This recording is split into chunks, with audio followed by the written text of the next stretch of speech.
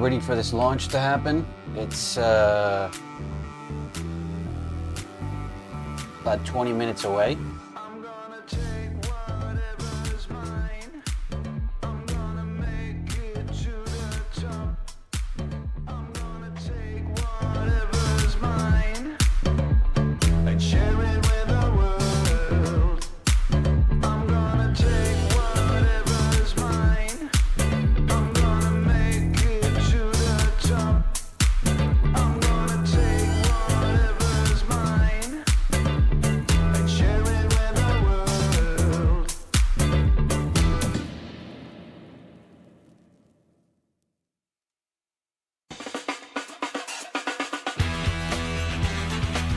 They're probably going to launch something on their YouTube channel.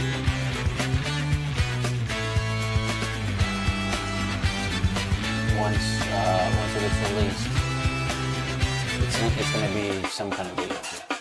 I don't know if they're going to do anything live. They used to do like big events in person, like conference room style. But now it looks like they just drop YouTube videos.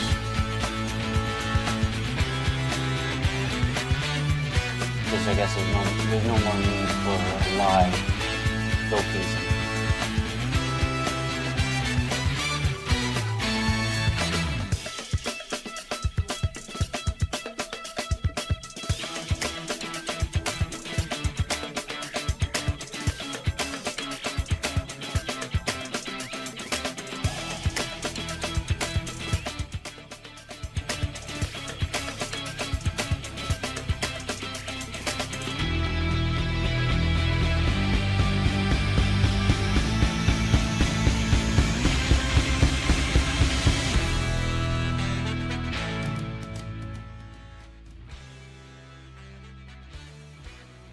And then I think tomorrow, if I'm not mistaken, the anti-gravity is about to be, it's going to get launched.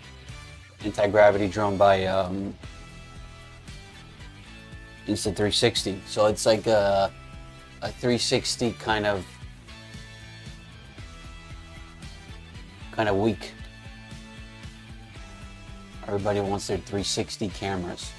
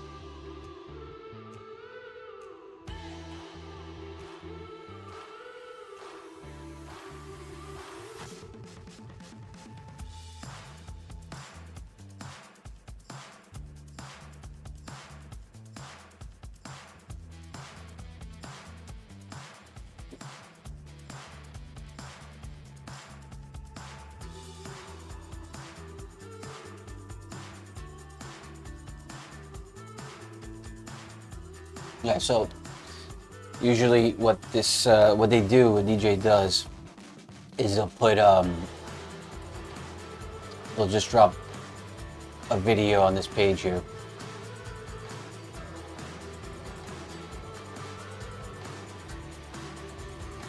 At 8 o'clock in the morning, thinking that's kind of like it'll refresh, and then there'll be a video up of the presentation, but nothing live. I don't think they're gonna do anything live. I think it's all gone. It used to have been fun when they used to create a show for the audience somewhere, like originally they used to do it in New York.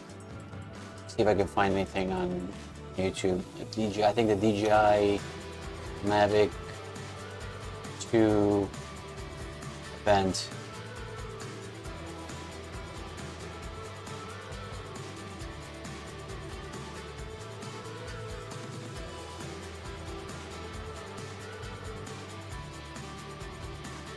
Might have been the last one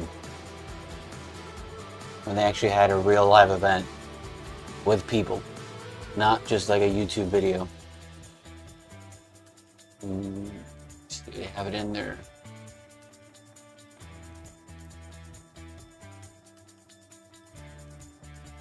I think it was live, maybe. Oh, they took it all out. Oh, actually, well, 7 years ago.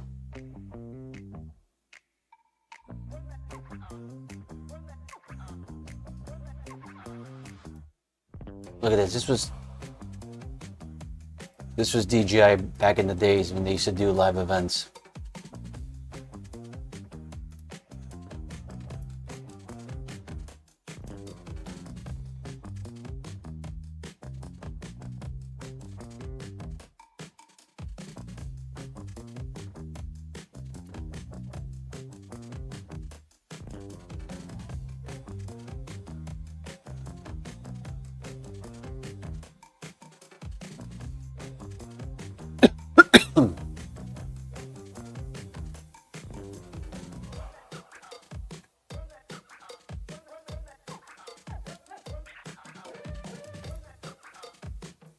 I think this was the Inspire, when they used to do the Inspire.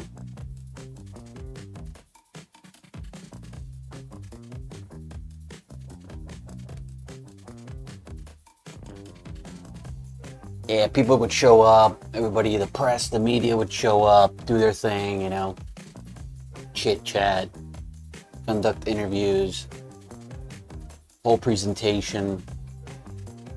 But now it's just drop a YouTube video.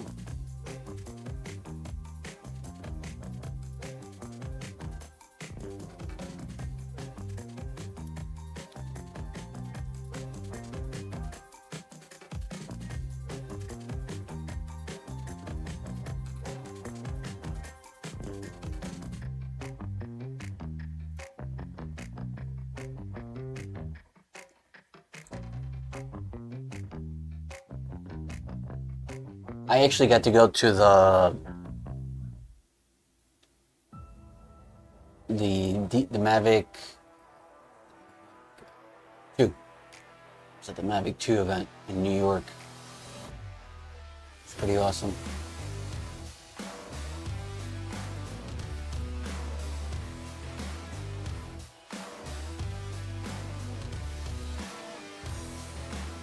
And now it's all just drop a YouTube video, man.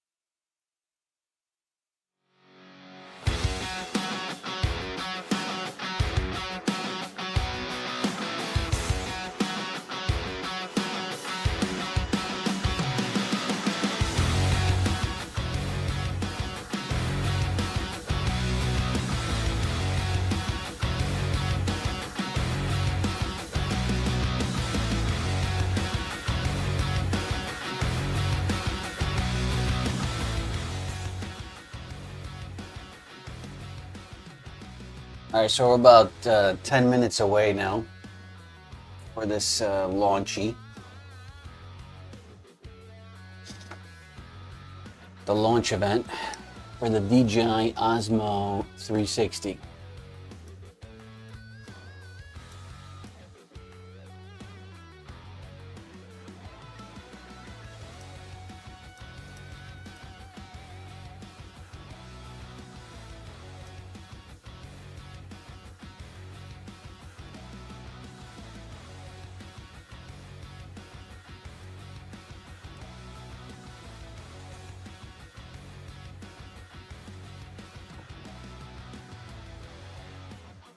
And like I was saying, it's all about now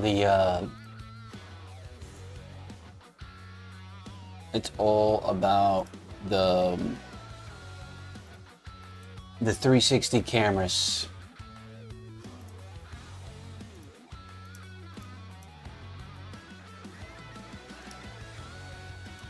Anti-Gravity's coming out with their drone tomorrow, I think. That's what they said, August, right?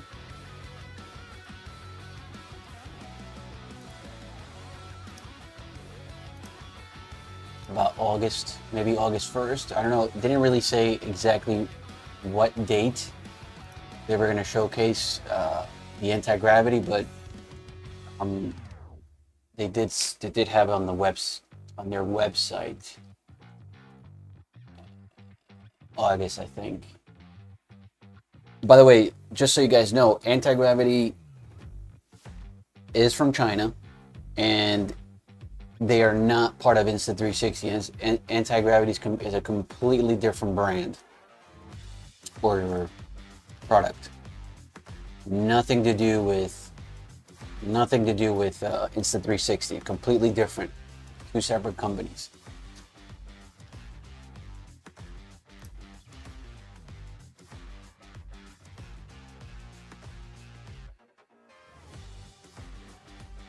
Where was that date? There's a date here somewhere.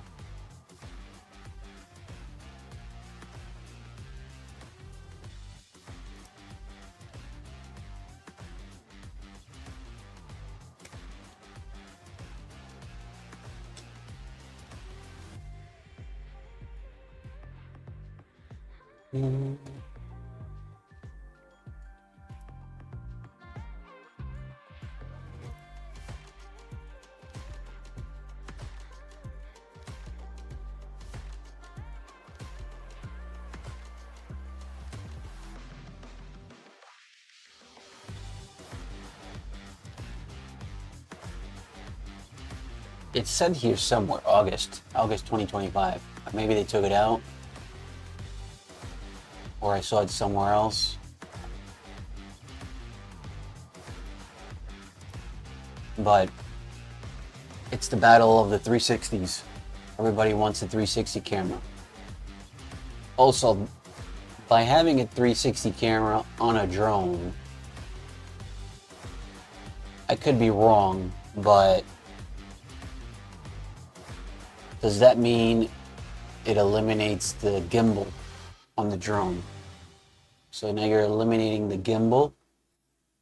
If you have really good stabilization in the camera, what does that mean for the gimbal? Because now you can rotate anywhere you want.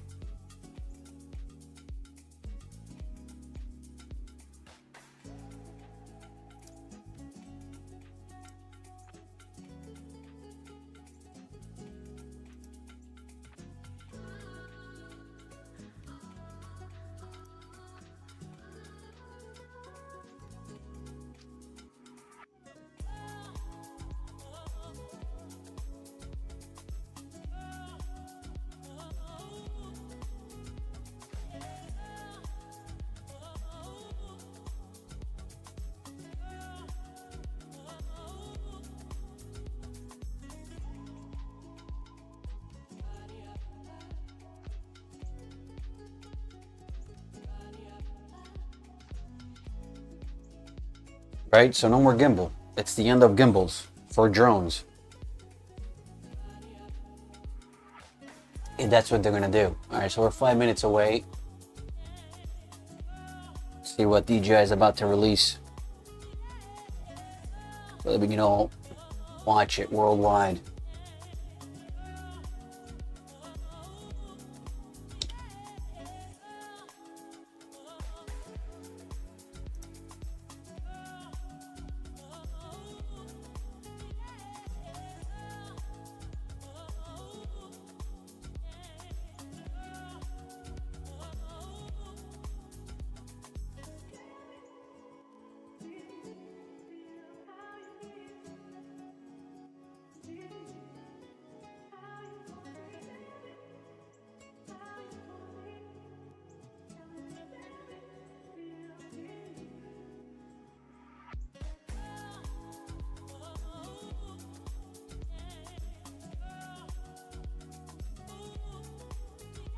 I'm waiting for the vacuum cleaner. The DJI vacuum cleaner is supposed to be kick ass. Gonna have a 360 camera, and rumors are saying that the vacuum cleaner is gonna have a 360 camera and a coffee maker all built in. That's what I want.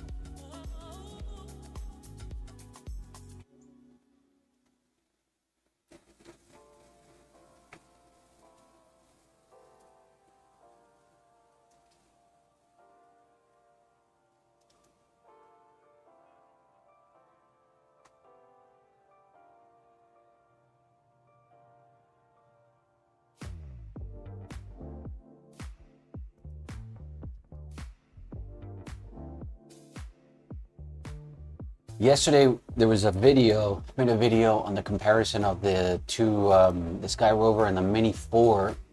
You should check it out.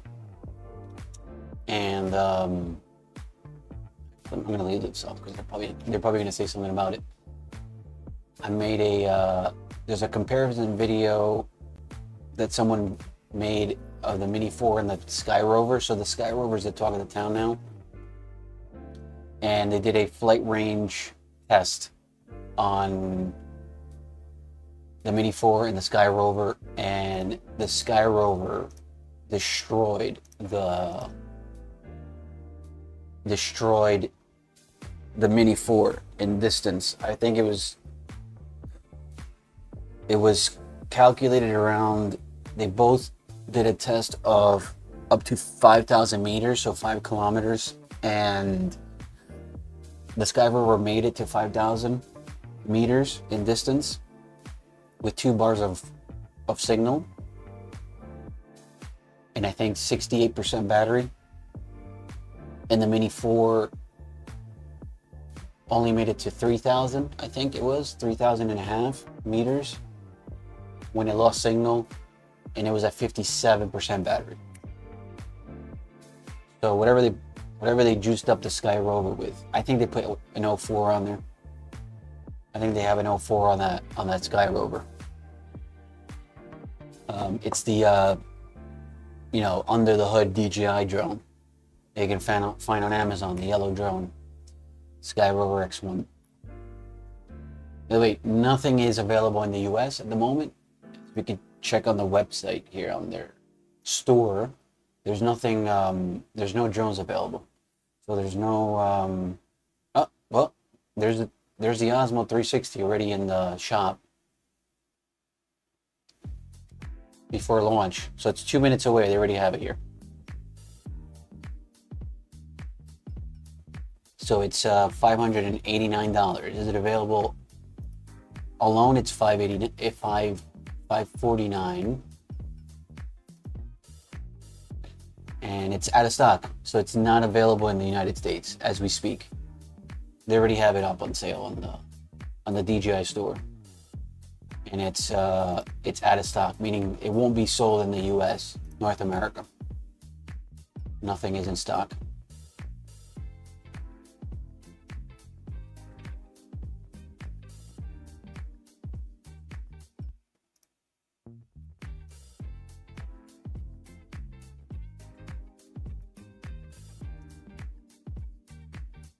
So there it is, the 360 DJI. This is just the OSMO 360 standard combo.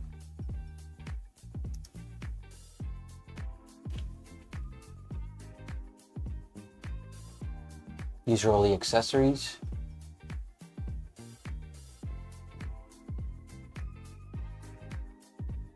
They have the OSMO 360 battery extension rod. So this is exactly like Insta360. It's very, very similar stuff. So they have the standalone combo, the adventure combo, the motorcycle handlebar POV combo, the motorcycle multi-POV combo, the Osmo 360 skiing combo, Osmo 360 third-person helmet combo, the Osmo 360 vlog combo. Okay, let's go check out the video.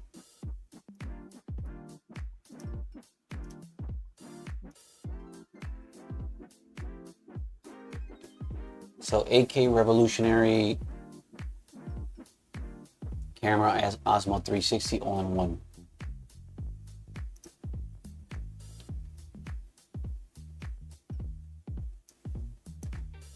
Put this down, watch the video.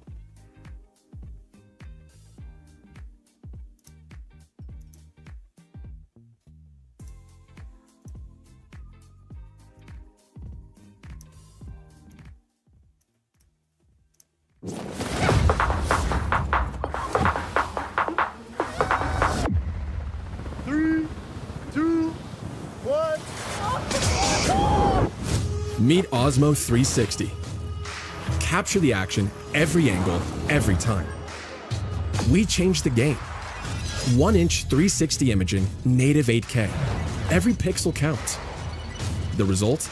Ultra-high dynamic range. Crisp, vivid, real. Low light? No problem. Enable Super Night mode to get clearer shots. D-Log M, 10-bit color, pro editing, unlocked. Stretch time with dramatic slow motion, up to 100 FPS. The invisible selfie stick unlocks third-person views like never before. Switch to selfie mode. Be the action. You're the star. Freeze moments in breathtaking 360 photos. Reframe after your 360 shot, all on your phone. Go single lens up to 5K 60 FPS or push the limits with Boost Video. Mount and film in seconds with quick release and snapshot. Record up to 100 minutes in 8K 30 FPS or go the distance with the battery extension rod.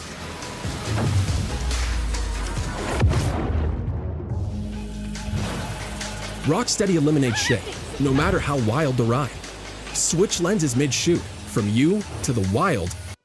Did they just say shit or shift? From you, mid-shoot lenses switch lenses mid-shoot, from you to the wild in one move. Sync your eliminate shake. Rocksteady eliminates shake. I think you just said shit. Let me see something. Rocksteady eliminates shake. Alright, we're gonna take it like it's... Rocksteady eliminates shake, no matter how wild the... He said shift, but it sounded like shit. Ride. Switch lenses mid-shoot, from you to the wild in one move.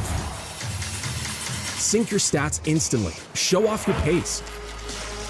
Pair with the DJI Mic series for studio quality audio. Let's run it. Edit anywhere with DJI Mimo and... Let's run it. And DJI Studio. Lock on your subject with intelligent tracking for hero moments. Osmo 360. Your all-in-one adventure companion.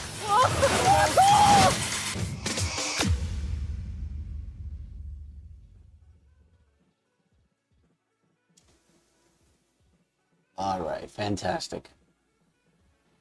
There you have it, the 360, the DJI Osmo 360. Let's see the specs, speckaroos. So I think it said was it 8K revolutionary. Just means 4K on each side. So there's two cameras on this thing, and it's got the 4K on each of the cameras.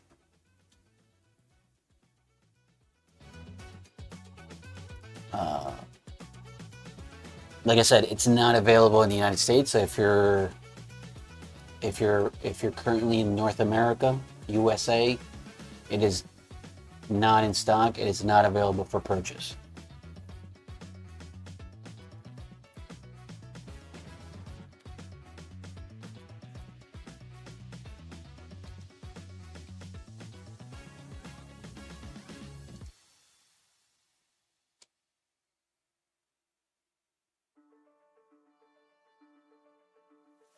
So the 1-inch sensor, 360 imaging.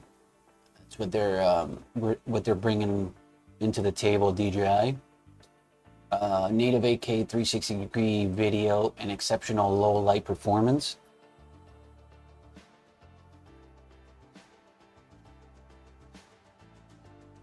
Uh, 120 megapixel 360 photo. By the way, I'm not a big fan of this like tiny planet thing. This was a big thing back like roughly 7 years ago when you could create this tiny planet thing. It's a cool image, but it's like a cool effect, but it's not a, like I don't think it's like I don't see any value in it. Just like a poster thing, but not for video. Doesn't really spice anything up, I think. So you get the OSMO magnetic quick release ecosystem. So it's not, you pretty much snap everything in. There's no screwing anything like the GoPros. You have 4K 120 frames per second and 170-degree boost video. So if you want to go, if you want to, I guess, take away the 360, just hit one view out of the camera, as you can see here in the cycling. 4K 120 frames.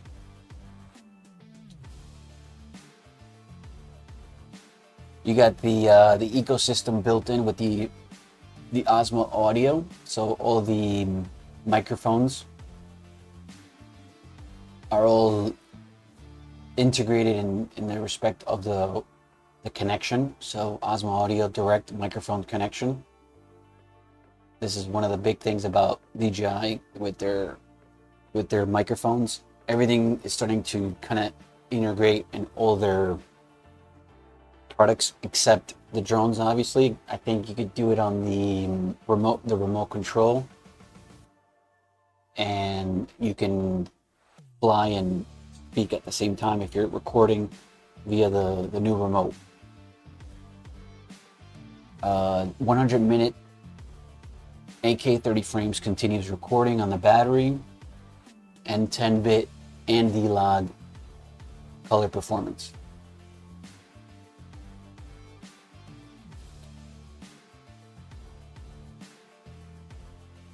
So here's a 1-inch 360-degree imaging, specifically designed for the 360 capture. The all new square HDR image sensor maintains the same 360 image field as a traditional 1-inch sensor while increasing sensor utilization by 25%. This results in outstanding image quality and low power consumption.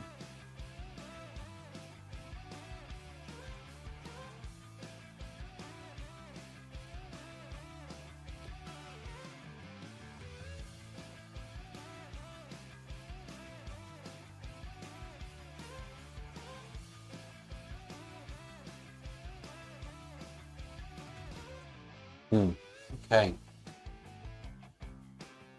Interesting stuff.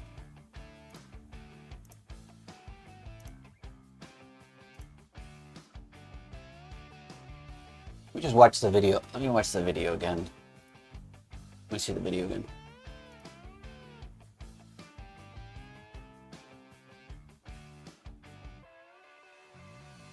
Wait, I want to say that.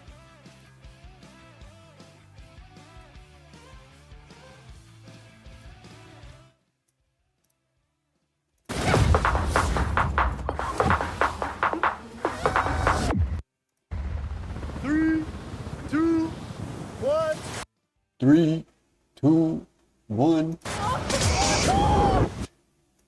Meet Osmo 360. Like, that's kind of cool, but I don't know. I mean, a few people find it useful, like this little tiny planet thing. but it's just capture like you can't really see much. You know, that's the only thing that I don't like about the Tiny Planet. It's like a bowl. And you really can't see everything. It's just an effect for something quick. You know, nothing that it's continuous. I feel like it's just a quick thing. This little planet thing. action, every angle, every. By the way, the distortion is. I get it. It's the 360, but this distortion thing is just. I find it unnecessary. Time. We changed the game. 1-inch 360 imaging, native 8K. Every pixel counts. The result? Ultra high dynamic range. Crisp, vivid, real. Low light. Like for instance, like this shot is cool. I can dig this shot. I like this. He's got probably the stick behind the motorcycle, and he's got this view. I like this view. This is pretty cool. No problem. Enable Super Night mode to get clearer shots. But when it comes, see when they're doing this and it's like distorting the image, that I don't feel. D-Log M, 10-bit color, pro editing, unlocked. Stretch time with dramatic slow motion, up to 100 FPS. The invisible selfie stick unlocks third-person views That feature is pretty cool. It eliminates the stick so you don't see it in the image. like never before. Switch to selfie mode. Be the action. You're the star. Freeze moments in breathtaking 360 photos. Reframe after your 360 shot, all on your phone. Go single lens up to 5K 60 FPS or push the limits with Boost Video. Mount and film in seconds with quick release and snapshot. Record up to 100 minutes in 8K 30 FPS, or go the distance with the battery extension rod.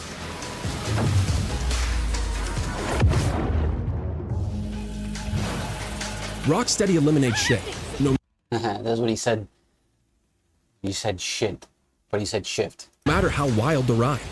Switch lenses mid-shoot, from you to the... Wait, hold on a second. Let me just go back to that. Rocksteady eliminates shit. Rocksteady eliminates shake. I thought it was shift. And actually, I thought it was shit. But then I'm like, no, you said shift. But now I can see in the caption, he says shake. Rocksteady eliminates shit, no matter how wild the ride. Switch lenses mid-shoot, from you to the wild, in one move. Sync your stats instantly. Show off your pace. Pair with the DJI mic series for studio quality audio. Let's run it. Edit anywhere with DJI Mimo and DJI Studio. Lock on your subject with intelligent tracking for hero moments. OSMO 360, your all-in-one adventure companion.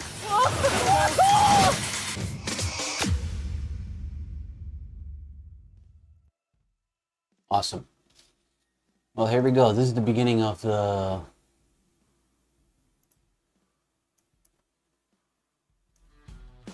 360 world. So again, let me just go back to the specs here for a second. And by the way, it is not available in the US. I'll go in the store in a minute, but it's not. It's completely out of stock.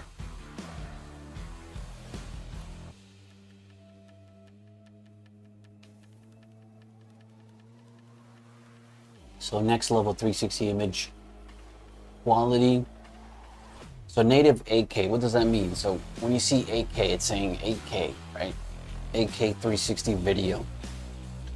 The Osmo 360 is DJI's first camera to offer native 8K 360 video with large 2.4, I don't even know what that is, pixels, with an impressive 13.5 stops of dynamic range. It captures sharp, vibrant footage, even in high contrast scenes like city nights and during sunrises and sunsets. So up to 8K 50 frames, ultra high spec 360.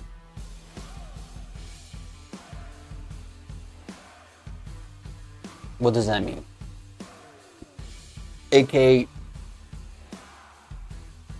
So it's 4K. It's got two lenses. Where's this thing?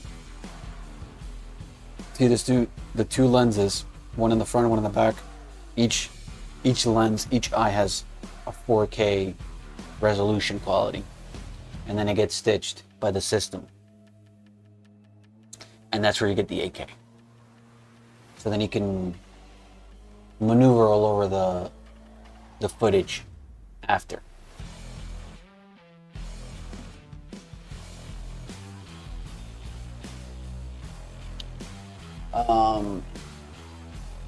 The inch, so it's got the 1-inch sensor. It's got an f1.9 aperture for more light. It's great. You can see it in this night shot. It's pretty good. I don't know if this is a standard shot. I'm sure it should be a out of the box recording.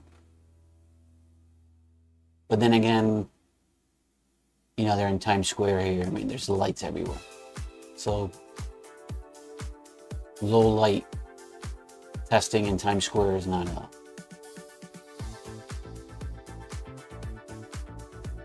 It's got the 120 megapixel 360 photo megapixel sensor. So razor sharp detail. 10-bit D-Log.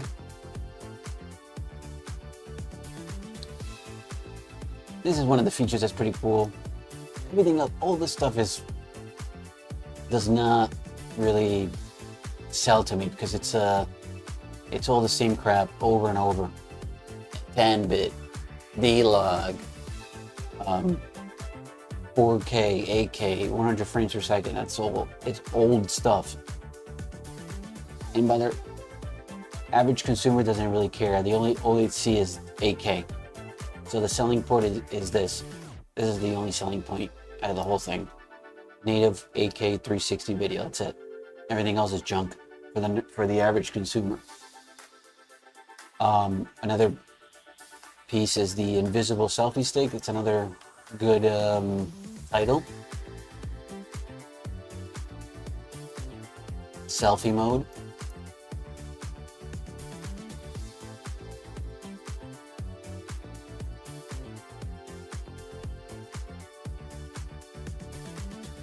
So if you want to take it out for vlogging, it's a vlogging companion.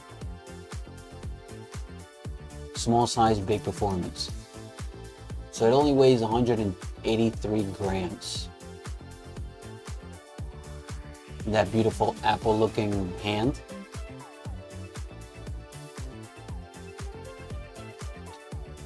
And then it obviously has the Horizon and Rocksteady option. So if you're running, you can see the how it stabilizes the footage. So again, this is pretty much the elimination of the stabilizer. This is what I was saying before. It looks like eventually the gimbal, the actual hardware, the gimbal will be eliminated out of all the products, especially the drones. I don't think there's going to be any more manufacturing of gimbals, because now all this footage is being stabilized inside the system. And if tomorrow the anti-gravity gets released, we're going to see the first drone without a gimbal, because it's going to have a 360 camera integrated.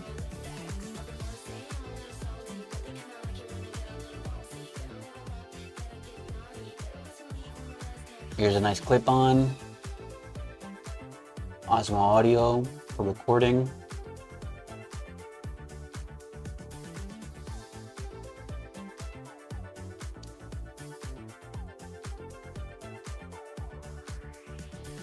.360 editing made easy. So now you can kind of, it looks like it has like active tracking, intelligent tracking. These are the features provided by DJI, powered by advanced algorithms. DJI Mimo and DJI Studio make it effortless to lock onto a smoothly tracked person or people, vehicles, pets, and more, even in 360 footage, so you can create high quality videos on these. So now you can have a tracking system within the 360, so you don't have to worry about finding the subject or whatever you're trying to film. You can just easily track it for you and you're done.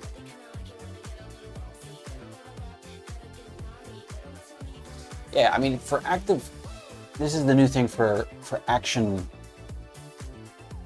for an action camera.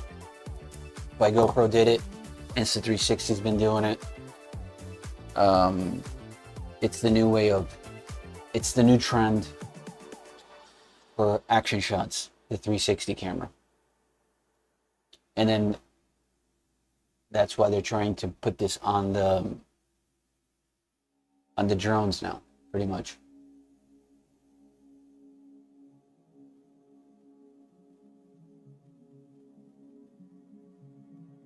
All right, so let's go to the store. Let's go buy it.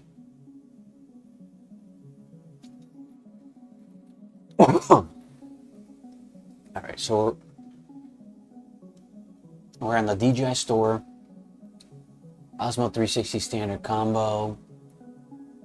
And you can see here, out of stock, out of stock, out of stock, out of stock, out of stock, out of stock, out of stock. North America, completely out of stock.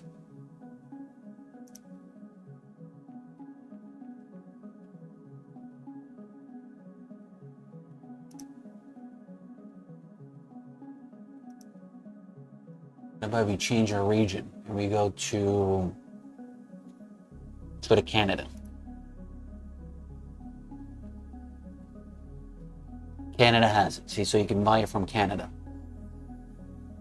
So Canada region is in stock.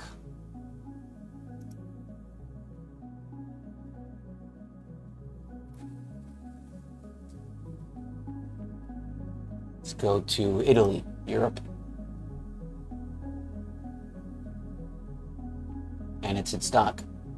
So it's going for about, it's the standard combo, 479 euros.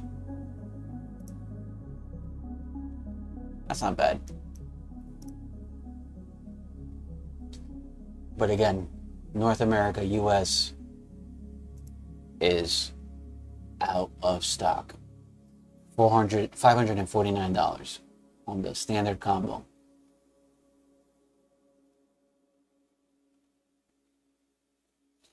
So that's great. What about can we find it in B&H New York?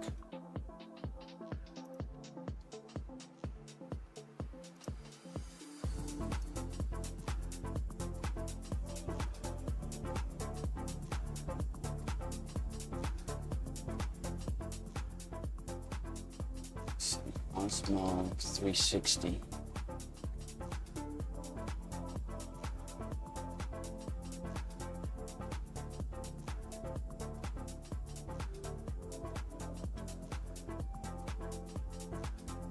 They have the Insta360 X5 for $549.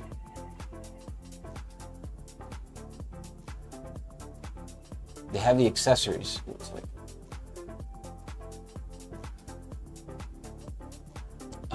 What was the other store? DJI NYC store.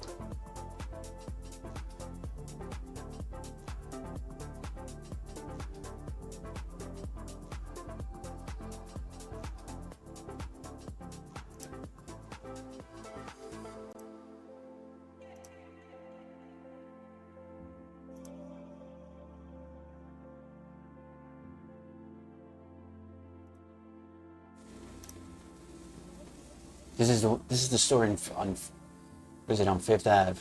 Let's see. All right, so it's on their website. It looks like it's on their website, but it says sold out. Now, rumor has it that if you show up at the store and you ask for it, you kind of grab a piece of paper right? You go like this. I'll show you how to do it. If you're in New York, or if you're thinking of buying it in New York City or in the US, and you're in, all right, let's go with New York. You're in New York City.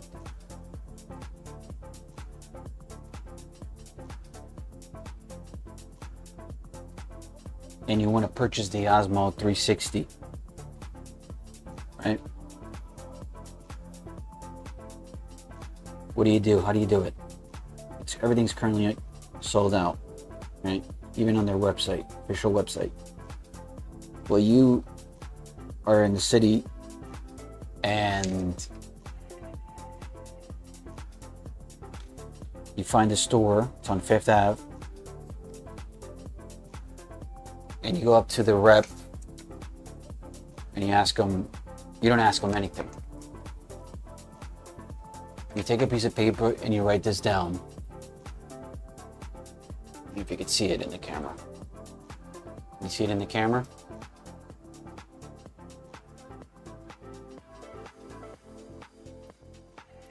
Hold on. So you go to the store.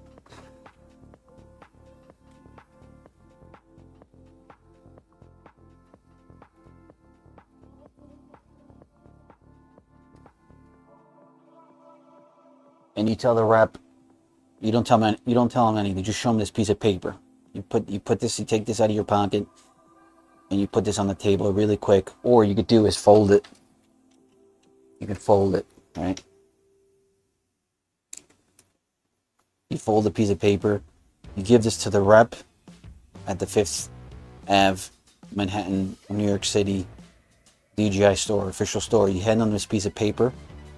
Here you go, sir. And then the person takes it, they open it, and they read it.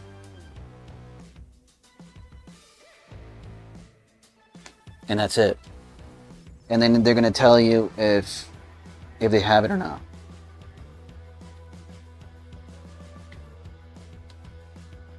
They're gonna tell you if they have it or not. That's the way, I think, that's the rumor of how they're treating this, like how it's become such a sneaky situation for these products that it's unbelievable. With the DJI stuff. So now it's all in-person purchasing, word of mouth, sneaky papers. Because nothing is available, and nothing will be available, I think, for the entire 2025 until something happens next year in 2026. But I think that's it. We're not going to see any more DJI products in North America, in the US. Only Canada. If you're going to Canada, you can probably get this. So just cross that border into Canada. If you're in the US, you could probably get yourself a whopping OSMO 360. The only thing is that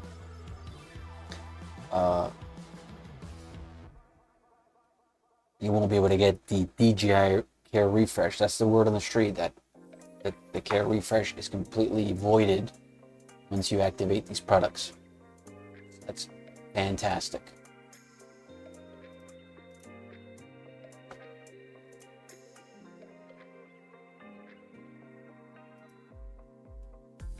But that's it. That's pretty much it.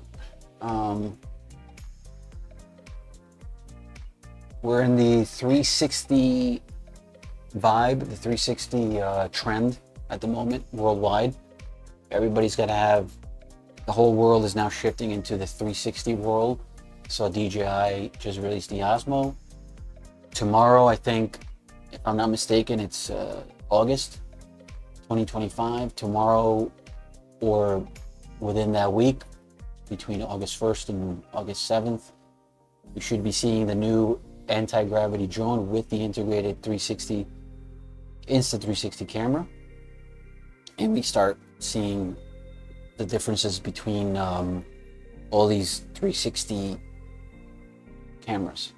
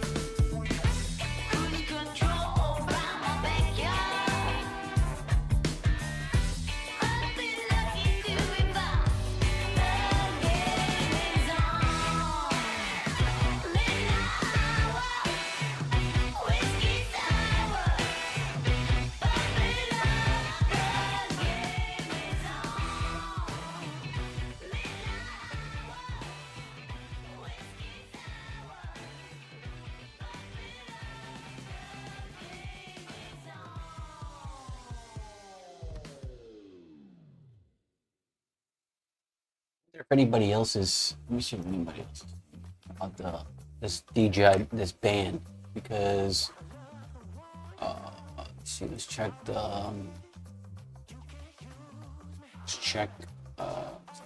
OSMO 360. All right, here we go. Now we're talking all the news articles. So The Verge has their own article. And then we'll check some of the, I guess the YouTubers there's probably like 358 YouTube videos online of YouTubers with this 360 camera.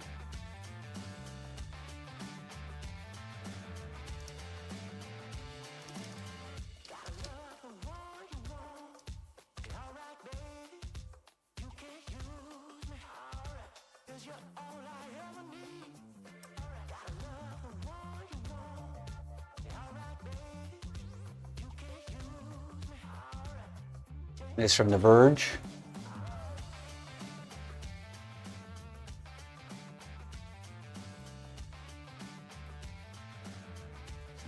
It is DJI's first 360 camera, and they're hoping to leave a mark in a market that's been largely dominated by one company, the Insta360. So in this video, we're going to take a look at the OSMO 360 and compare it to the Insta360 X5, their latest 360 camera.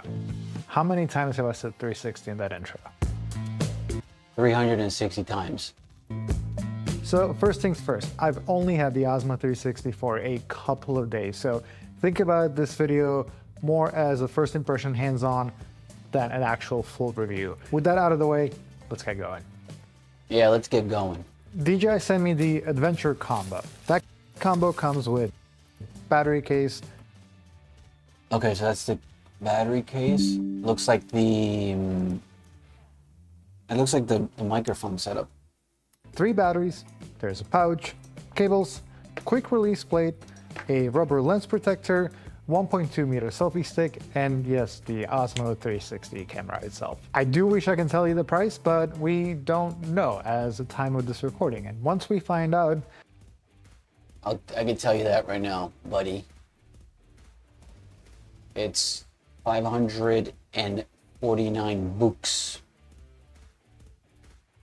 Well, in the US, $549. I think it's the same thing as the Insta360. which might be before we publish this video, I'm gonna put the price up here. All right, now we know. Also, the thing that you need to know is that DJI told us that they're not officially selling the OSMO 360 in the US via the official DJI channels. I've asked to find out what official channels mean. Is that retail or just the DJI website? No idea yet, but I will let you know down below in the comments once I do. Basically, I just kind of cleared that up. It's not on the DJI store, official store here. So DJI.com, official store, all out of stock in North America. But if you go to the physical stores with the way I told you, with the little piece of paper, and you show them the, where is it? And you show them this. You give them the piece of paper, hold it, let them open it, and then they might be able to get it from the back for you. That's the way to do it right now in the US. The first big difference between these two cameras is the form factor. The Insta360 X5 is a little bit longer and narrower, and the OSMO 360 is shorter but wider. And aside from it also being lighter by 20 grams, I do prefer the OSMO shape overall, and there's one specific reason and one specific use case for me why I like it. So usually when I use 360 cameras, it is out for skiing and snowboarding and things like that. I have it on a selfie stick. I want it to be somewhat light so I don't get too tired. But more importantly, if I want to place the 360 camera onto my helmet, it always felt like the Insta360 X5 was just a bit too heavy, but would also kind of pull on my helmet since it's sticking out so much. So I do prefer this form factor, which will be a little bit more flush to the helmet. The smaller footprint also means that the screen is smaller, but It's okay, it is a small price to pay. Let's go through the specs next. Behind these non-swappable lenses, I know I'm pretty bummed about that one. The X5 can swap lenses if you damage it. There are two 1-inch sensors, and what's interesting about those sensors is that they are square shaped instead of rectangular. DJI says that allows for better power consumption, makes the camera smaller, and utilizes the entirety of the sensor, whereas some other cameras, they actually don't use the entirety of the rectangular sensor, so there's that. The Osmo 360 can shoot 8K up to 50 frames per second, which is really awesome. X5 is capped at 8K 30. If you prefer 60 frames per second, the Osmo will get you that at 6K, whereas the X5 stays at 5.7K. But one place where the X5 wins is slow motion. It can shoot 120 frames per second in 4K. The Osmo only goes up to 800. And in my side-by-side testing, the footage on the Osmo does look a bit sharper and crisper, but I also just prefer the color choices that the camera is making. The sky just looks a little bit more real, whereas on the X5 it always felt like a bit more too saturated and too processed. The bigger difference, I would say, is that the Osmo 360 can shoot in 10-bit color and X5 can only shoot in 8. See, that view right there, I'm not a big fan of. I don't like this weird distorted view. It just doesn't look right. It doesn't look right. But whatever. I guess that's what people like now. So you gotta respect it. 8-bit. Both of these cameras can shoot in HDR, and both of these do have some kind of a log setting. DJI Log M is not really proper log setting, but if you do want more room for color processing and more dynamic range, this is where you'd want to stay. A lot of people also want to know about low light testing, so let's do that next. Okay, I'm on pure night mode. Everything looks a little bit more yellow on the DJI One. Someone's playing All-Star. There's that stick thing where you can't, you can see the stick while he's holding it while he's walking. That's the Insta360 X5. Okay, so everything is looking a bit more yellow on the right.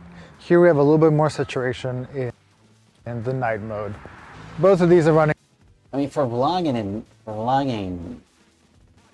doesn't look great. This is the X5, but Their own night modes. and this is the Osmo 360, but vlogging it doesn't look. 8K 30. Yeah. Let me know which one looks better to you. None of them. Okay, next up is the battery life. In the few days that I've had the Osmo, the battery held up pretty well. Most times I would be okay with 1 to 2 batteries for, a couple of hours of shooting at the time. DJI is quoting 100 minutes of 8K 30 of continuous recording. And honestly, I don't think that's a practical use case. I don't use cameras that way. I mostly just take snippets of 5 to 10 minute clips depending on the activity that I'm doing. But it sort of became a benchmark for these cameras. Overall, what you need to know is that the battery is good, even though it is 1950 milliamps, whereas the X5 is 2400. So that difference is kind of big, but again, DJI says that their power consumption is a lot better, so it should allow for just comfortable battery life. All right, I mean, for vlogging notes, I don't see it. Let me see if anybody else has anything interesting that they're doing with this thing. This is Kai W. Kai W. How Gen X are getting their teenage bodies back. So this is my mom and this is my grandma. I recently put. Oh, we got a crane. Whoa. Yeah, we're going really big budget with our productions now. Got a crane operator. But what's exciting today, Locke, is that we've got a brand new DJI, but unlike any other DJI that we've seen so far, because this is a first right here. Front, back. Oh, 2 GoPro step on two action camera. I don't think they want to mention GoPro. It's a 360 camera. Boom. Which I'm actually using it right now. Yeah, look at that. It's not actually a crane. It's not a drone. Now, what we have to do, Locke, I think we need a bit of action. bit of extreme sports. Got an idea.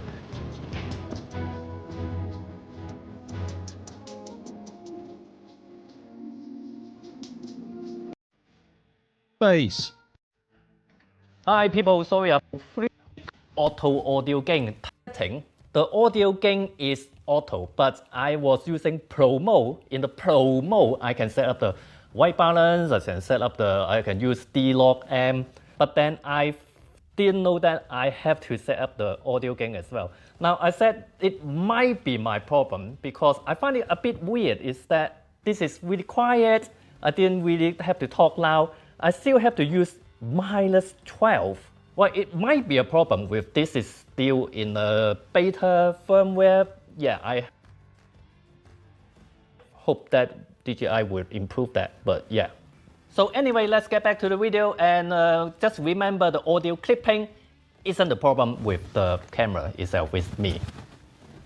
So at the minute we're recording with the DJI Osmo 360. Who would have thought, hey?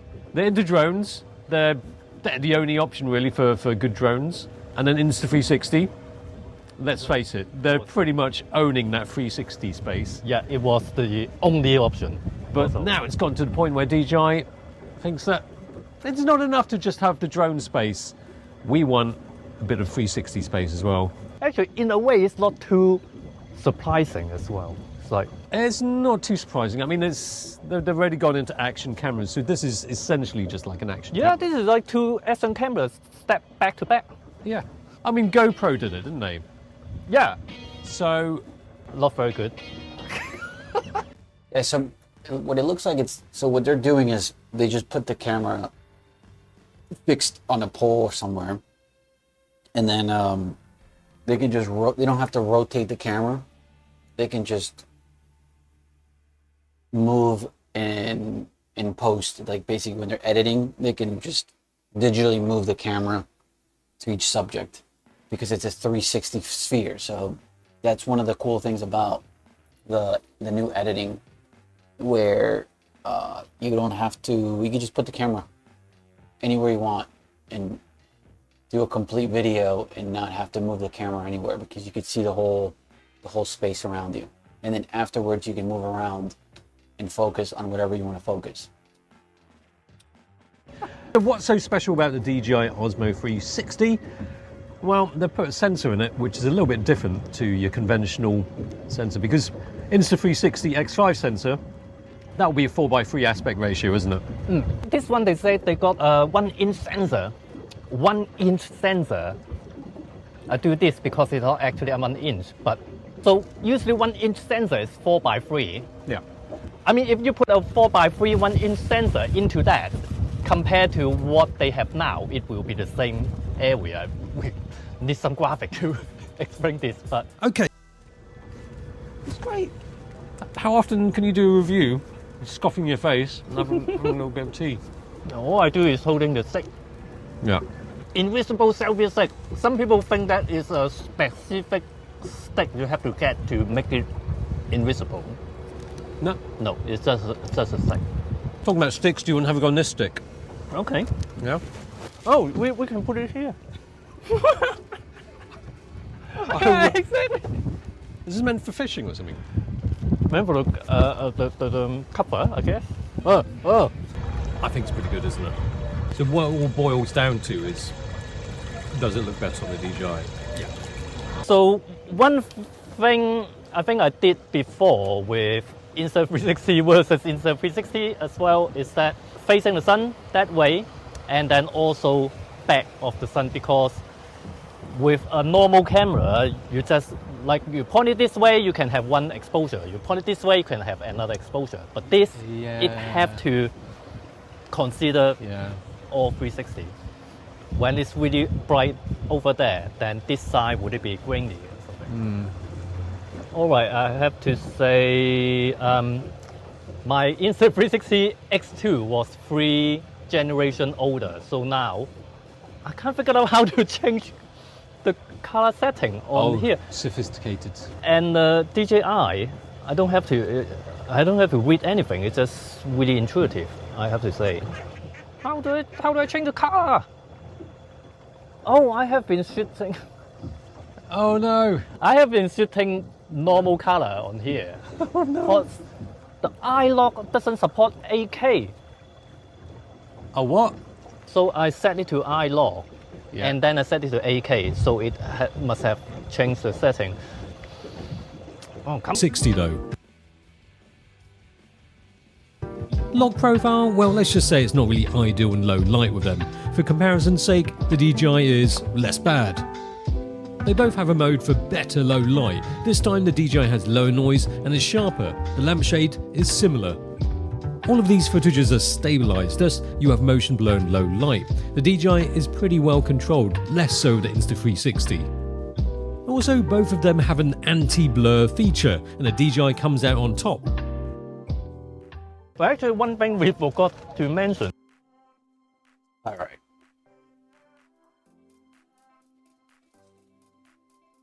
It doesn't look all that great. I mean, to be honest with you, everybody's testing it out. From these videos, it's okay. It looks like. Let's check out another video review. Let's see. I'm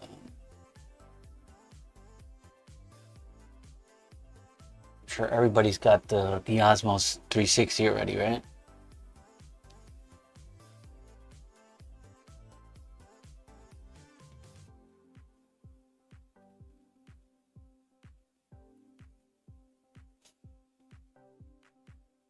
Like someone that really is using it.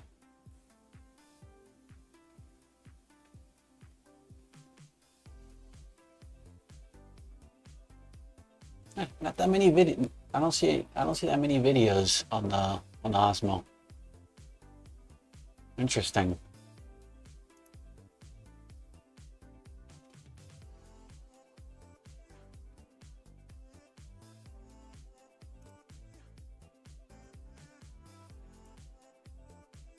Camera, the OSMO 360, but it's coming into the market against some pretty stiff competition, as these guys, Insta360, well, they know a thing or two about 360 cameras, and their latest generation X5 is pretty refined at this point. Now, I've been testing both these cameras together for a little over a month now in a range of different scenarios, mounted to race cars, motocross bikes, vlogging, exploring with them, and even pushing them to their limits. And today, I want to share with you everything, good and bad, I've noticed when comparing them.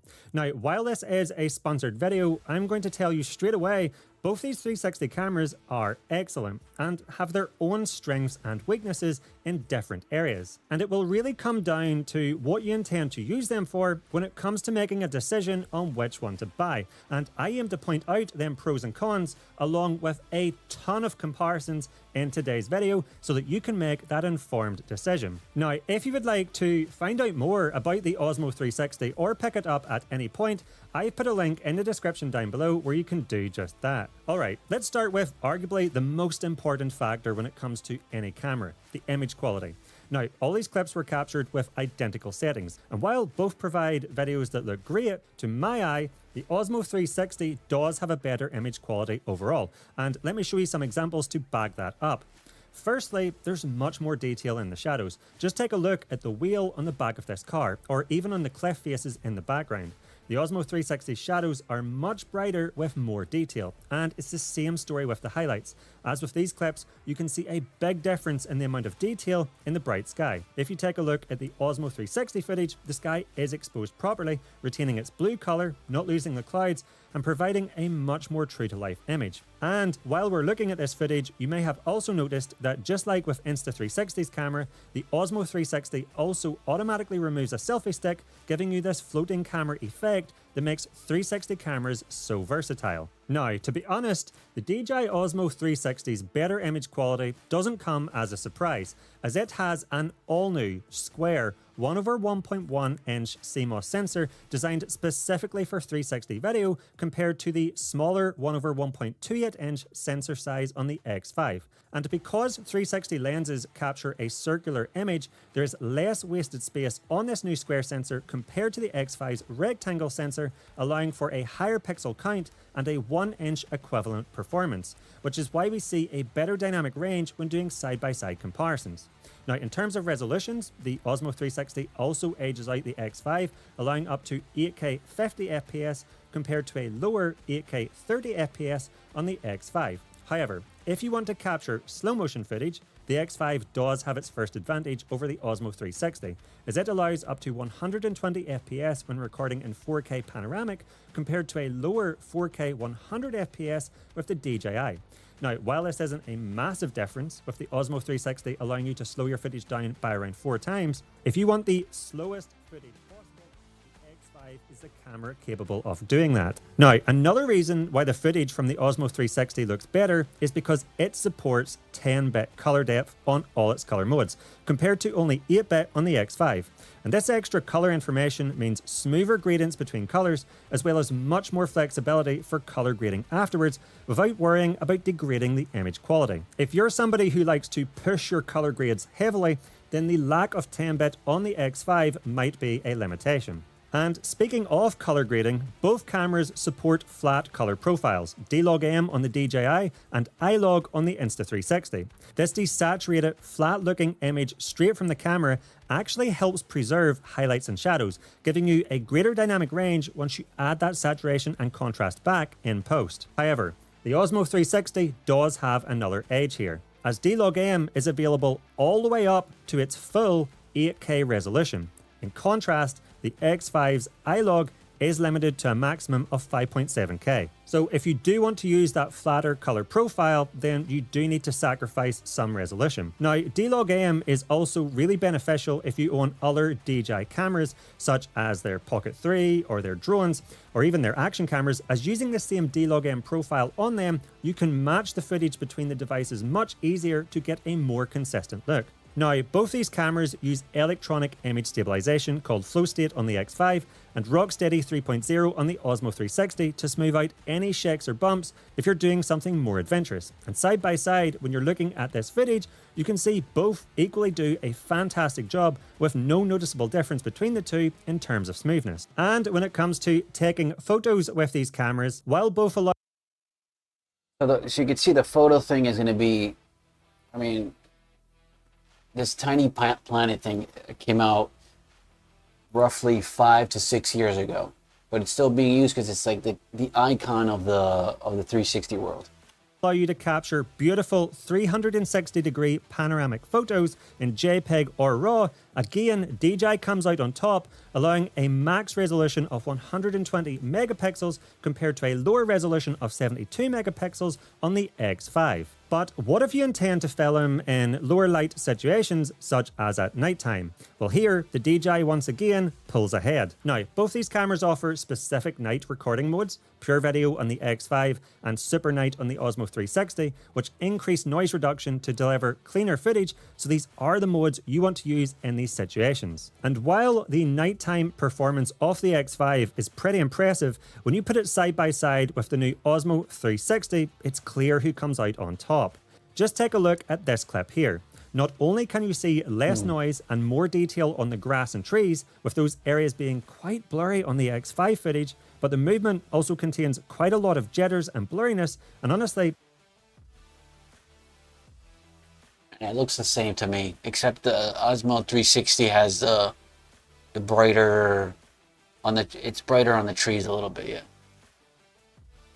I think the colors look less accurate. And on the grass, you can see the leaves. Compared to the Osmo 360.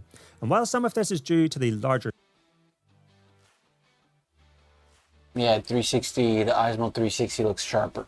sensor size, the Osmo 360 also has a slightly larger aperture of f1.9 compared to the X5's f2 aperture, and this also lets in more light, allowing for this better nighttime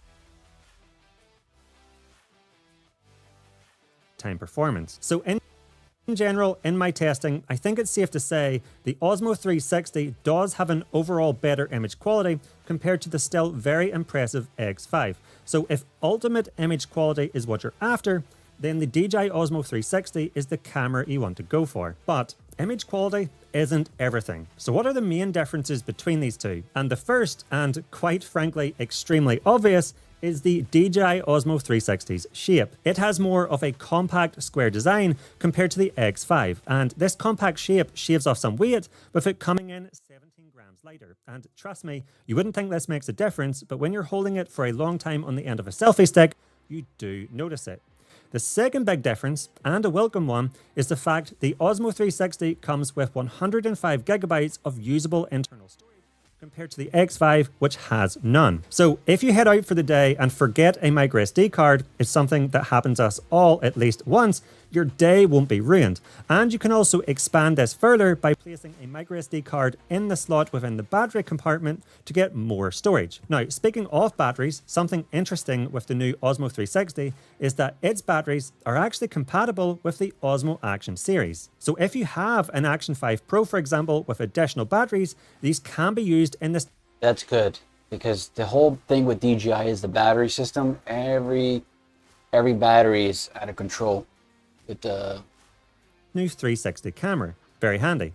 Now, if you don't have additional batteries, that's something I always recommend picking up, and both cameras can be purchased with an additional multi-battery charging hub, although DJIs can charge 3 batteries at once compared to only 2 with Insta360's charging hub. Now, in terms of runtime, when filming at 8K 30 FPS, the Osmo 360 does marginally pip the X5 with a reported 100 minutes of continuous runtime compared to the X5's 93 minutes. The reality is, though, that in general usage, you won't be recording continuously for that long. You will be constantly starting and stopping every few minutes as you move around your location or change between different mounts or angles. Now, the third biggest difference, and you might have already noticed it, is the screen. Both cameras feature a super responsive touchscreen on the front, which can be used to change between the different modes, adjust camera settings, and move the 360 image around to preview what you're recording.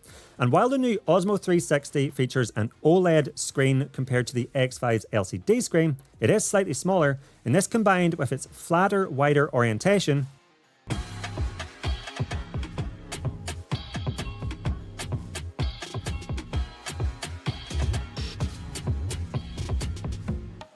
Imagine being able to build anything just by thinking about it.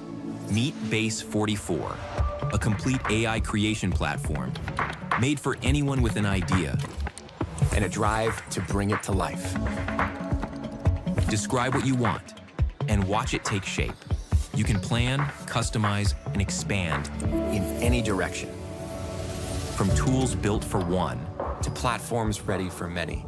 From passion projects to in my opinion, makes the X5's screen ever so slightly better practically for previewing what you're recording. That extra verticality does make a difference, although both screens are nice and bright and clearly visible even in direct sunlight. In terms of mounting options, both cameras feature a 1/4-20 on the bottom, which will make them compatible with most mounts, but they also work with their respective magnetic quick release mounts, making it super quick and easy to move the camera around between different mounting options without having to screw or unscrew it each time.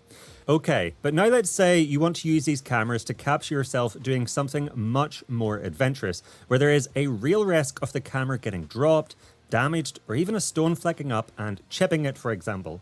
The reality is, these big lenses on these 360 cameras, they're really pretty sensitive. Any tiny mark or chip in them, because the image gets stretched very large to create the 360 panoramic video, will get amplified. So a tiny scratch or chip can end up putting a massive blemish in your footage. And because of this, both cameras come with a rubber lens cap that you should keep on at all times, especially when transporting them to avoid them getting damaged. But let's say the worst happens and you do damage one of them. Well, here there is a clear difference between these two cameras on how you get this repaired. With the X5, it has replaceable lenses. This means that you can quickly and easily swap out the broken lens for a new one on location using one of these replacement lens kits from Insta360 and using the supplied tool. It's a very straightforward process. On the other hand, with the Osmo 360, these lenses are not replaceable, but DJI is offering an affordable lens replacement service where you send the camera back to them to have these fixed, and it actually comes in cheaper than the replacement lens kits from Insta360. And one benefit of sending it back to them for repair rather than changing it on location. So did you get your new DJI? What's up, Ty? Did you get your new DJI Osmo 360 today? Not yet. Did you? No, you know why? Why? It's not available in the United States. Uh-oh. It's only available in Canada or Mexico, so we have to cross the border. So weird. I mean, honestly, Canada's not that far from the United States. Like, where we are, what is Canada? Like 5... No, it's more than that. 7 to 8 hours, maybe? Yeah, I don't know. Or you could probably get a shift. But that, you could get I a don't know where it shift. would get you. Like, is that going to get you to the local DJI store in Canada? Like, what's the most local DJI store in Canada for us? I have no idea. I think Toronto. It sounds like we got to take a road trip, Morgan. We can't buy anything in the States. We got to go to the Canada or the Mexico. Mexico's further. New Jersey, at least. Well, I think in New York, if you go to New York, the DJI store in New York, it's on Fifth Avenue. Yeah, Fifth Avenue. You basically, I did a little, what do they call it? I did a tutorial on how to go to the store publicly. So you have to go physically to the store, and you grab a piece of paper. You write down Osmo 360, right? So you put it on a piece of paper, and I'm showing it to the camera right now of what I'm talking about. So you grab a piece of paper like a sticky, and you write down Osmo 360 and then the question mark. You fold the paper, right, in half so nobody sees it, and then you go into the store. You hand them the piece of paper to the rep, and then you go, "Let me know." And the guy opens it, or the girl opens it, looks at it, says Osmo 360 question mark, and then they'll either nod or say, "Get the hell out of here." And basically what it is I think they have the product out of stock online, but there's something in the back.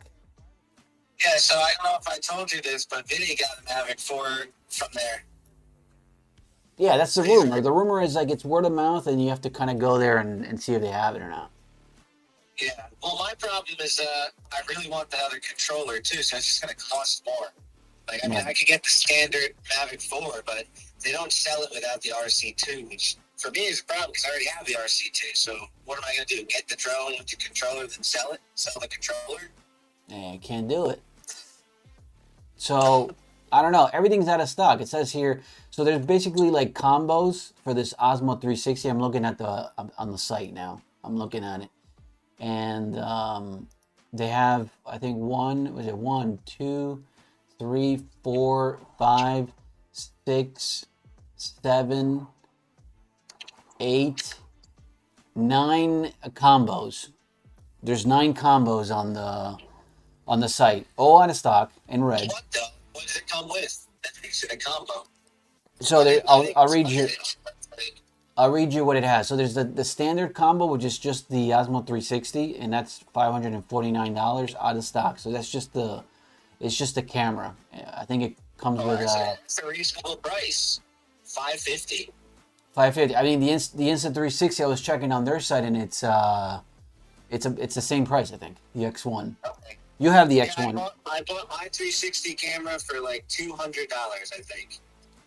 Do you have the? So you're right now. You're going to a real estate job, right? You're saying? Yeah. Okay, so do you use or do you have the Insta 360 X5 with you? No, I'm just using the X2. Like the X2 is the version, like the lowest version I think I can use for what I'm doing. Oh, okay. And then, like, cause I have the X1 too. You remember that camera? I was flying it at the Raceway Park when we went there. Okay. Put that one on the Bumblebee. We tried a few things with it, but that was like one of the first 360 cameras. Like the X5 has got to be better. And I feel like you have to compare the X5 to the DJI one. Do you feel that the 360 camera is useful for for instance, like for a real estate job? It really depends on like the agent. So what I found out recently is, like when I'm doing the Zillow tour, there's something called a Zillow Showcase. Right. And that's like a way to boost your listing on Zillow. But in order to do that, you need to have the 3D tour. Oh, which okay. also provides like the floor plan. So Okay. some of the agents like do it all the time, and then some of them they don't care about it. And like you're not going to do it in every single house, or like even one of the shoots I did yesterday. It's it's tenant occupied. It's 6 kids running around the house. It's crazy. That's crazy. So, yeah. It's really hard to like set that thing up, get everybody out of the way, and do it unless like it's a good home for it.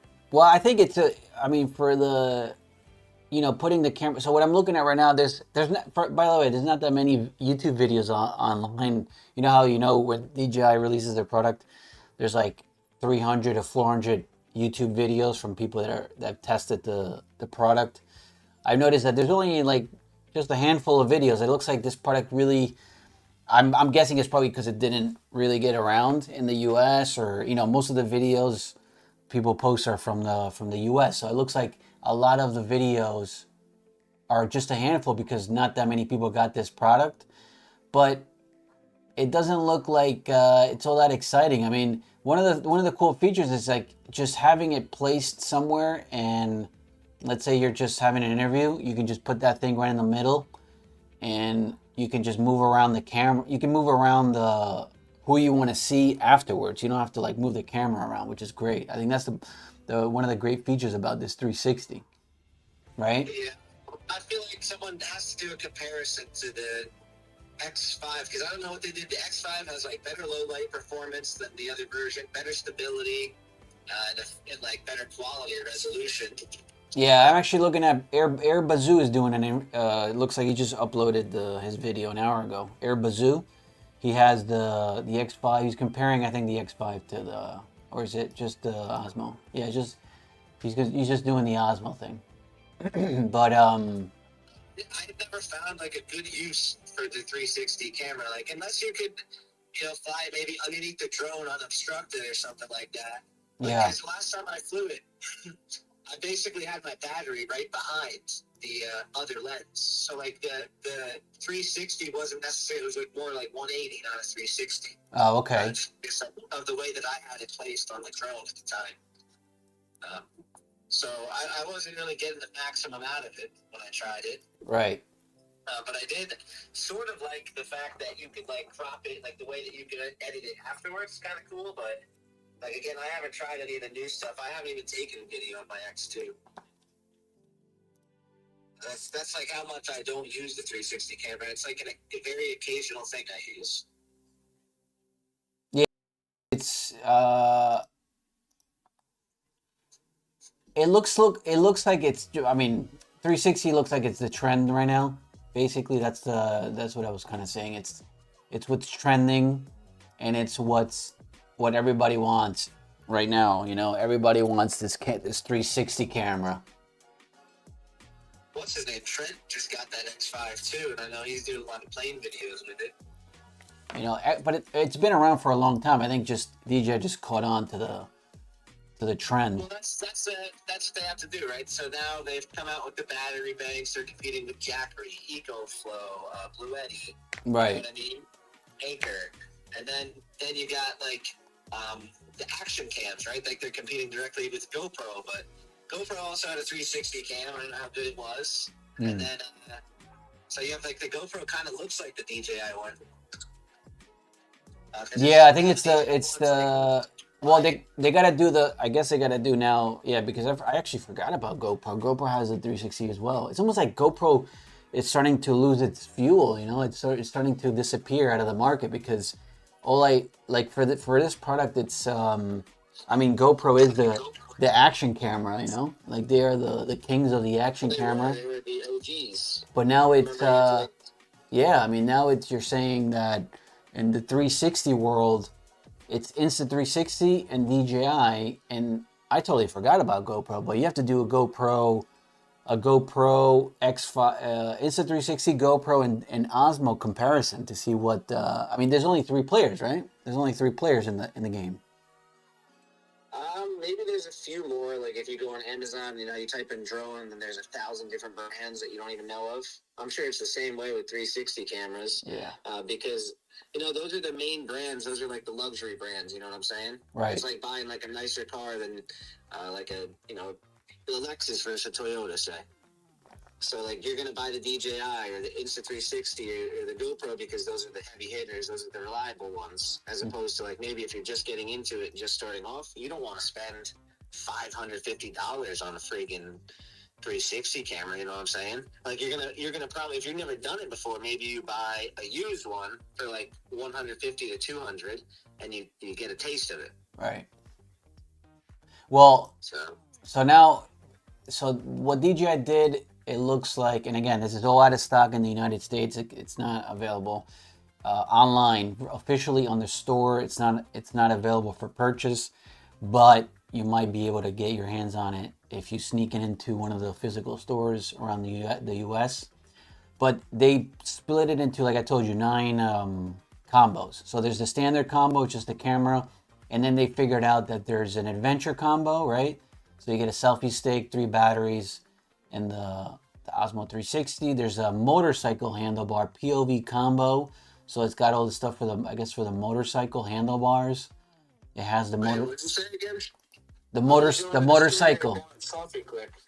Motorcycle. What'd you get? You got a coffee? I'm gonna go get a cold coffee. I need some more. I'm putting in my AirPod and I'm gonna go in there. What are you thinking again? What kind of coffee? Iced coffee, hot coffee? You getting I'm gonna go with an iced brew. Maybe you should go with those like triple espresso shots. Why don't you do? I usually do a nice.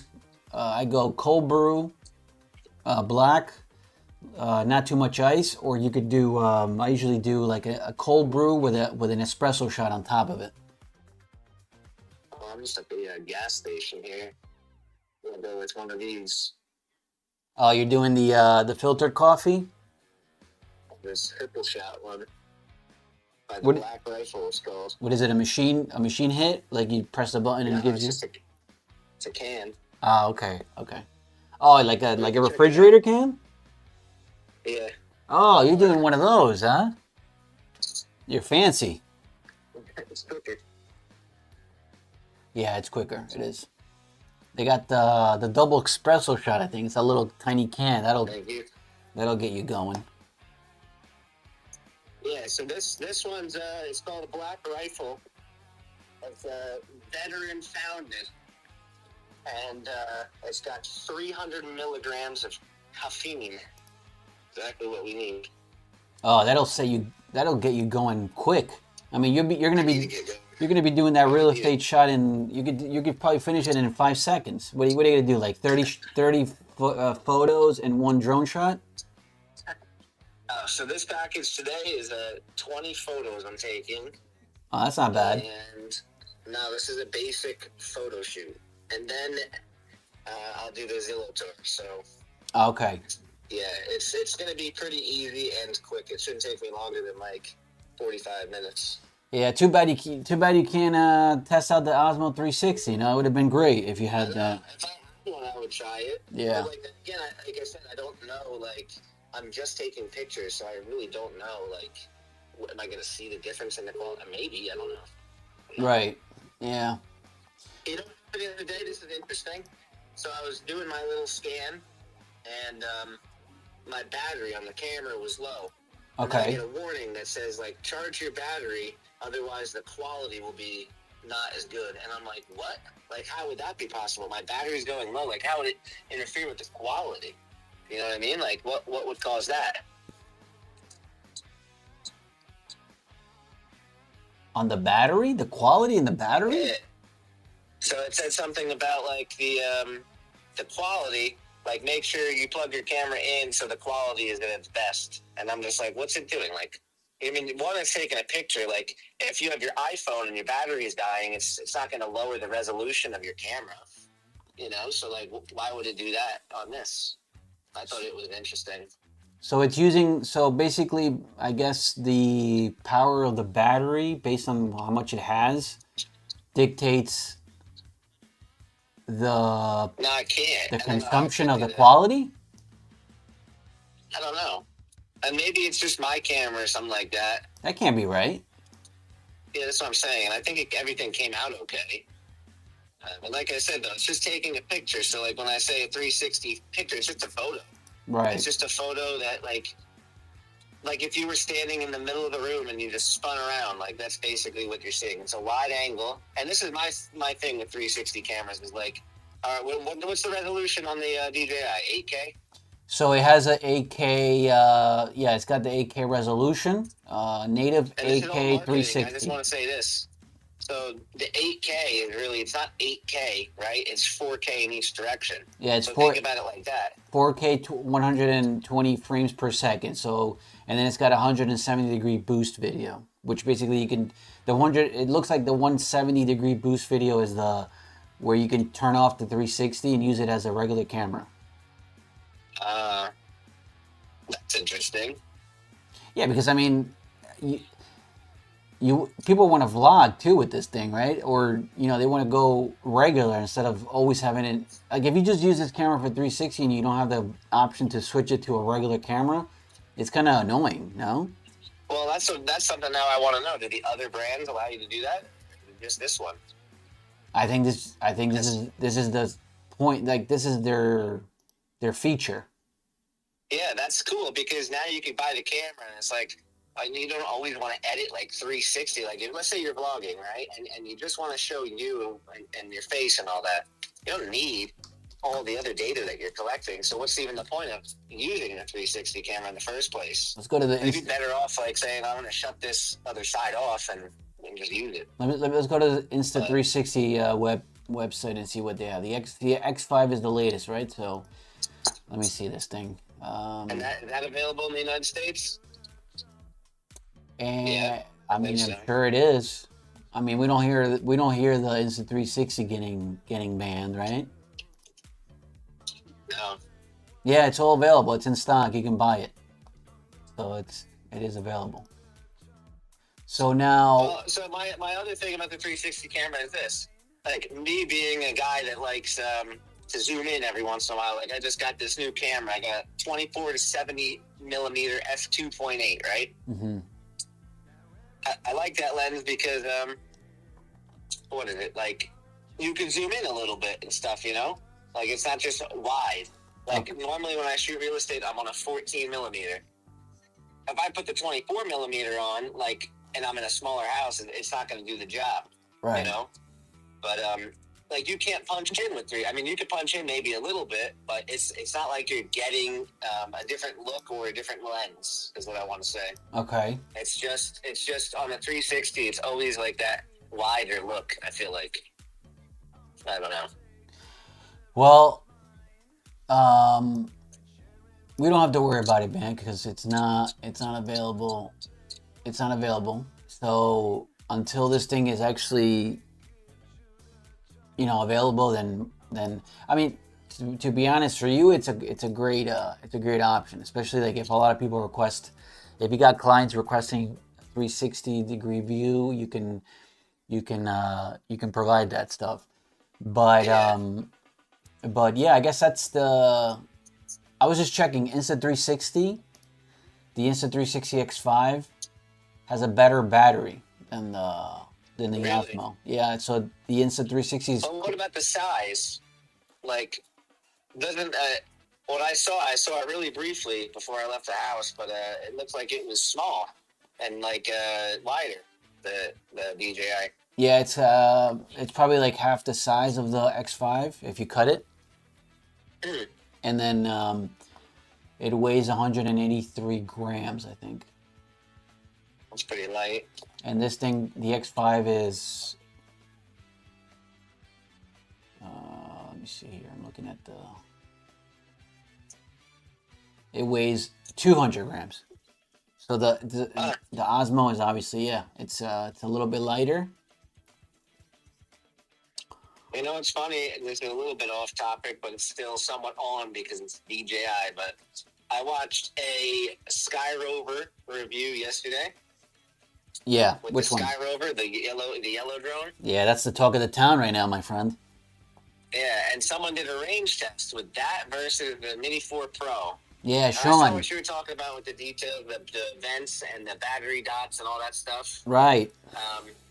And then also, like, the Sky Rover had better battery life. They killed it. It was able to go further and retain more battery.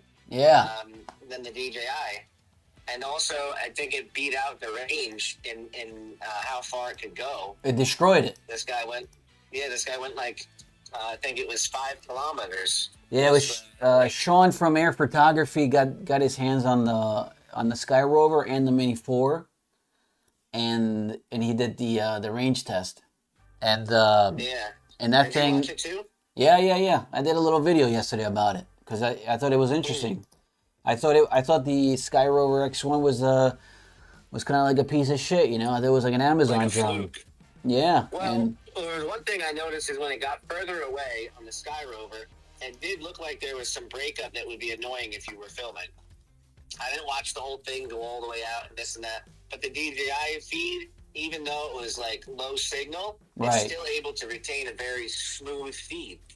So I don't know. I couldn't tell if like, is Sky Rover really DJI? We don't actually know yet, but Well, what I'm thinking is they could be using their video transmission and stuff. I don't know. Well, so I thought that maybe the Sky Rover might have been, like I said, it was a toy, so maybe it's using some weird video transmission and signal. But from the test that I saw yesterday, it looks like under the hood, it might be a sneaky 04 transmission system. Yeah. Well, that's what I'm thinking. So, Like, I mean, because how can it everything beat else it? is different. How can it beat off the Mini 4 Pro in range? Yeah. The 04 has 03, or I mean, wait a minute. What does the Then Mini? again, it's identical. If you look at the screens, like when he's flying, even well, he didn't use the smart controller, but the controllers are also a little bit different. Yeah, but that means the Sky Rover controller is much better then. Well, yeah, I mean, in a way, maybe, or maybe like that DJI remote's not as good as like the RC2, but. I mean, another thing, one of the things that I was noting is the maybe the bat. I mean, if he just got the Sky Rover off the shelf, you know, it could have been a new battery that he popped in versus the Mini 4. Just on the battery life, you know, it could have been that, you know, the Sky Rover battery was newer, and then the Mini 4 might have had a couple of recycled. Yeah. But other than that, the range test, which is the most important thing, was it killed it. I mean, I'm just trying to see what transmission system the Mini 4 has. I think it has the. It's OcuSync 4. Oh, is it the OcuSync 4? Yeah, that's why I got it. I got it because I wanted OcuSync 4 because I thought OcuSync 2 was my Mavic 2 Pro. So the Mini 4 Pro has. I wasn't going to go to 03 because 03 is basically going to phase out. Yeah, because 03 here was only out for like 2 years. it says Maybe more. It says max transmission range is 20 kilometers on the Mini 4. Yeah, but I feel like at a certain point, you know, 20 kilometers marketing, 45 minutes of flight time marketing, 8K resolute marketing. You know what I mean? Like, it's just getting people who don't know what they're doing to think I'm getting something that's really good. Like, if you're buying an average product, they just advertise it like this. You're not going to get 20 kilometers. And then the other thing is, you can't even go that far away because your battery's going to die. So by the time you get out X distance, the thing has to come home or it's going to have to land out there. You know? That's weird. So I wonder what they put on the Sky Rover to make it better in range. If both of them, like if both of them have 04, so the Mini 4 Pro, you're saying it's got the 04 in it already. So what the hell does the Sky Rover has? You know, it's got to have maybe 05, or perhaps it's 04 plus because 04 is 1, and then 04 plus is the new one for the Mavic 4. So maybe it has 04 plus on the Sky Rover. It's just disguised. It's like one of those cars that it's like a sleeper. Yeah. In the sense of like it's got a really nice motor in it, but it looks like a beater. Yeah, I don't know. Let's see if we can get our hands on that Sky Rover and try it out. But yeah, where do you get those actually? How much are those? Amazon, I think, is the only. But it's coming from China. 400. It's gonna be no. It's like seven big ones. Oh, this is a reasonable price. We're gonna have to reach out to Sky Rover. So if Sky Rover is watching the Yeah, I video, don't know. if Sky Rover is watching us, you know. If they had a smart controller, I would actually consider it. But No, it's the old. It's the what do they call it? I'm not trying to plug my phone in anymore, man. Like, and I'm not trying to have another controller either. Like, I just want the drones to be simple, and DJI's done everything they need to make it simple. And now The controller. they face what could be a ban. What's the controller again? The what do they call The it? RC2. Which one? Yeah, the RC2.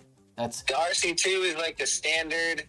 It's like yours, but it's smaller, and it also lacks additional buttons like that landing button and stuff. Well, it has the return home button and a power button, but it doesn't have like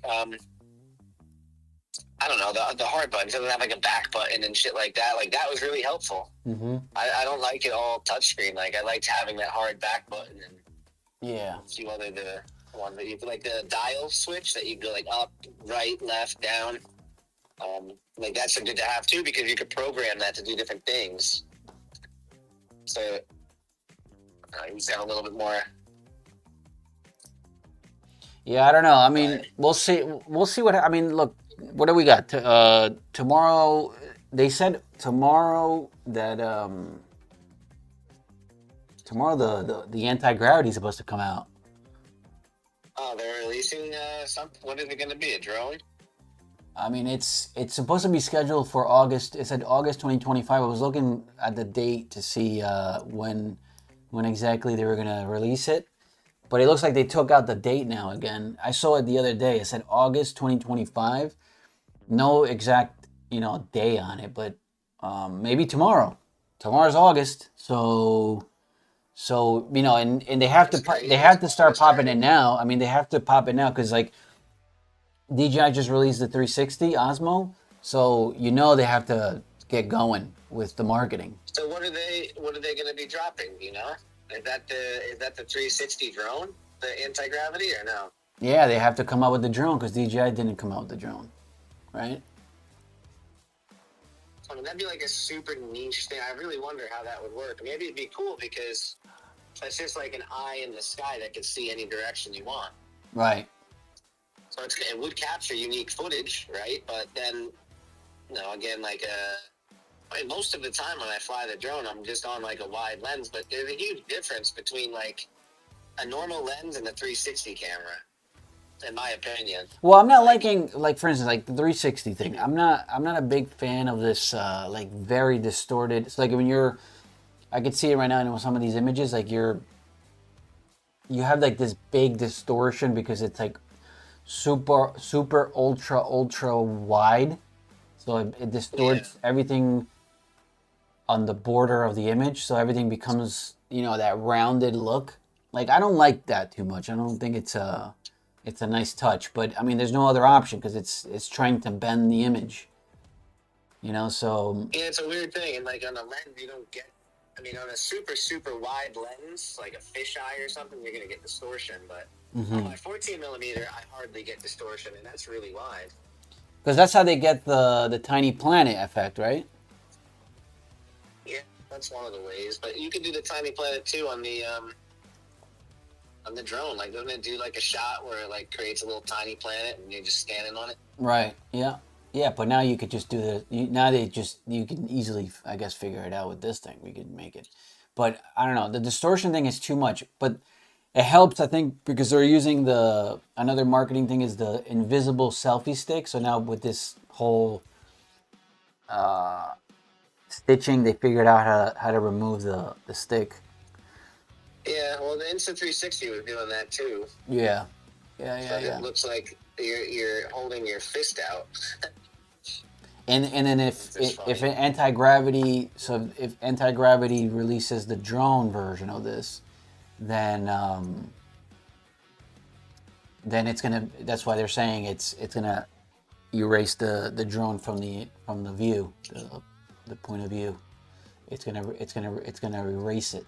So then you can't see it. Thus, you're not flying anything. It's something that's just hovering in the air. So it removes the propellers, it removes the body, and then you're able to do the 360 all around. It's just like throwing a sphere up in the air. Yeah, that's interesting. I mean, they came out with there was this one FPV drone that came out a while ago. 360? And you would lay... No, I mean, it was an FPV drone, but it was designed to carry a 360 camera. Okay. And the camera would lay, like, horizontal in there so that it would face up and it would face down, and then it would have no obstruction. So I wonder, I don't know, I never saw footage from it, but I wonder how, like, that looked compared to this thing that's about to come out. Yeah, I'm interested to see exactly what it is, because it looks interesting, but again, until it gets released, until they show us exactly. I'm sure people have flown it.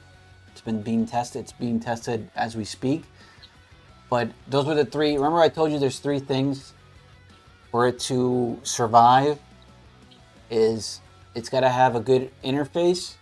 So it's got to catch up with whatever DJI made, right? I want to hold something that feels like what I've been flying for 10 years, so like the DJI remote, the screen, the interface, and then also, unless it's something new. Well, the thing right now, like if you just have a look at the Sky Rover, and they don't have a smart controller. Like if they did, I'd honestly consider getting one, but I don't want that other one. Like there's no option for it, so I would just keep what I have. Right. And also the transmission system. So like if we saw the comparison with the Sky Rover and the Mini 4, so the transmission has to be good, reliable, right? If you send that for Sky Rover for the video transmission. No, it was pretty good. Yeah, but does it say like, we're using the DJI 04 Plus? Skybridge. It's called Skybridge. Interesting. So yeah, so the anti-gravity has to have an 04 Plus style transmission. So we have to, it's got to be reliable. If you're sending this thing 5,000 meters, 5 kilometers away, it's got to have reception. I mean, it's got to have signal. It's got to have video transmission. If it starts cutting out, it's completely dead. If what they're showing is that it's kind of like a hybrid between a cinematic to an FPV drone, if you're sending that drone up a mountain, like 6,000 meters up, and it starts cutting on you, it's done. It's over. I mean, I don't want a drone that's going to start cutting off on me. Yeah. What's funny is like when we buy from brands, right? Like you just have to trust the brand that you're flying with. Like we trust DJI because we've been flying them for 10 years. Yeah. So any other brand that we fly, obviously we're going to have trust issues. It's like you've been married to this woman for so long, now you got your divorce, and now you got to find another woman. But how are you supposed to do that? Like you trusted the other one or something. Well, we don't know yet until for so long. We don't know until this thing comes out. Like I said, until this thing comes out and then people start using it, is when the world starts seeing how good it is. I'm sure if it's an FPV, people are going to take it somewhere close to a mountain and try to dive a mountain. FPV drones, like people don't really want to buy. Like the Avata 2 was the biggest hit. Yeah. But like the Avata 1, not good. The DJI FPV, pretty much a total failure. The 03 units were really, really, really good. Those were like what got FPV pilots to start using DJI essentially, because their older versions were not good. Right. Like that air unit and the big goggles. I mean, those big goggles were good, the ones that you used to have, version 2. But right. I think DJI had a bunch of compatibility issues when they first started this stuff. And because the FPV market, they're very specific with like latency, and we're used to getting like a little bit less than I think we're getting like 0.1 seconds of latency on our drones, which is a good amount. That's a millisecond. Right. And so on an FPV drone, you're getting like point something, like a fraction of that. So your latency's not as high. You're able to see a lot quicker. You're able to react a lot quicker. You're able to control the drone like more real time than say we are. But then if you're flying a DJI, it's not going as fast as like a racing drone. So that's why the latency doesn't affect us so much. But I mean, you want to make sure that you know, if you're diving something, that when there's a quick reaction and you have to pull out or something, I mean, it's close enough to the same reaction, you know, back to the remote. Yeah, which I think they've improved on. I mean, that's the most important thing. It's one of the most important things in FPV. The 04 has like a low latency mode. The 04 Pro unit has a low latency mode. So, I mean, wouldn't you say that one of the most important things in FPV is latency? Yeah, probably. But like I'm saying this too, if you're a racer, I think it's more important. Like if you're just a cinema guy and you've been flying DJI, then I don't think it's the biggest issue, and you could eat that like fraction. You know, like an 04 Pro would be definitely good enough. Okay. You have to be like, it's like being a gamer, right? Like if you're a gamer and you're playing like Counter-Strike and you're on I don't know, like say a 120 hertz screen, right? Like, are you going to know the difference? Are you that good of a player that you're going to know the difference when you go up to like a 240 hertz monitor or a 360 hertz monitor where you can get more frames and you can see a little better? So it depends. It would depend on what you're doing. But definitely it would be good. You want the latency to be as low as possible, but with digital, it's harder than it is with analog. It's just more data to transfer. Right. Yeah, you're right. And analog is like what my Inspire 2 is putting out. You remember the old analog TVs? You're searching for a signal. Got the big antennas up top. Yeah, that's back in the days. Yeah, you just have to smack the TV and then point the antenna so you get a signal. The rabbit ears. Yeah, it's basically like what analog is, but analog is going to have it's still a little bit faster than even the highest setting on the DJI 04 Pro for latency. Mm-hmm. Like you can look it up real quick. Look up latency on analog FPV versus digital FPV or something. And it will show you. What is it? Latency? Yeah, latency for analog FPV versus digital.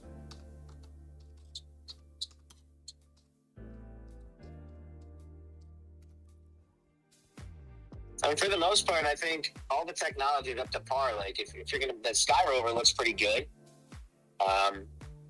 So it says 84 analog FPV, lower latency. Analog systems transmit the video signal directly from the camera to the goggles, resulting in lower latency, often in the range of 20 to 30 milliseconds. There you go. What about digital? And digital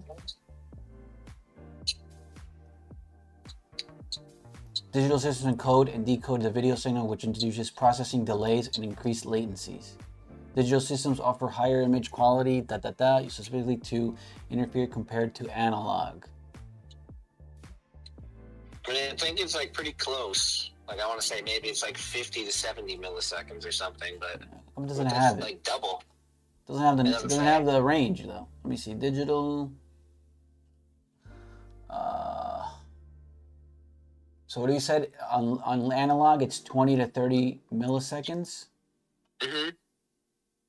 Digital systems offer high. Hold on. Let me check the. Let me put out. What is the latency? You can type in like the DJI 04 Pro. Between digital and analog. Let me see if it comes up.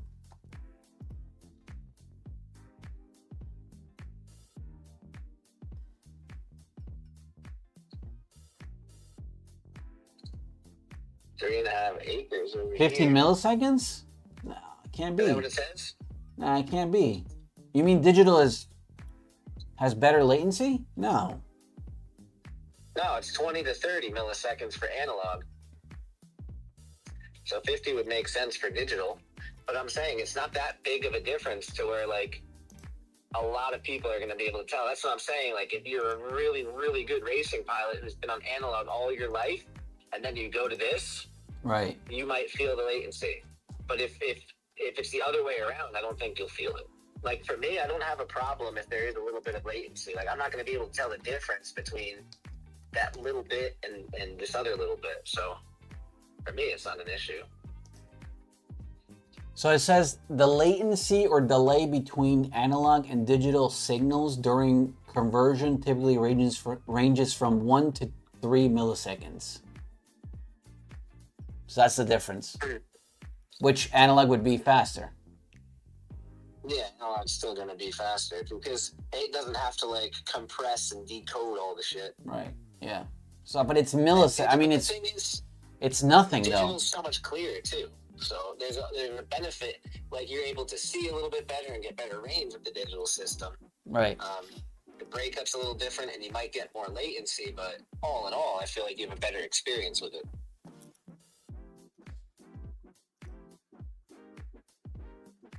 More videos are starting to come up on YouTube. Looks like people are starting Yeah. to. Well, I've just released this morning, right? Yeah.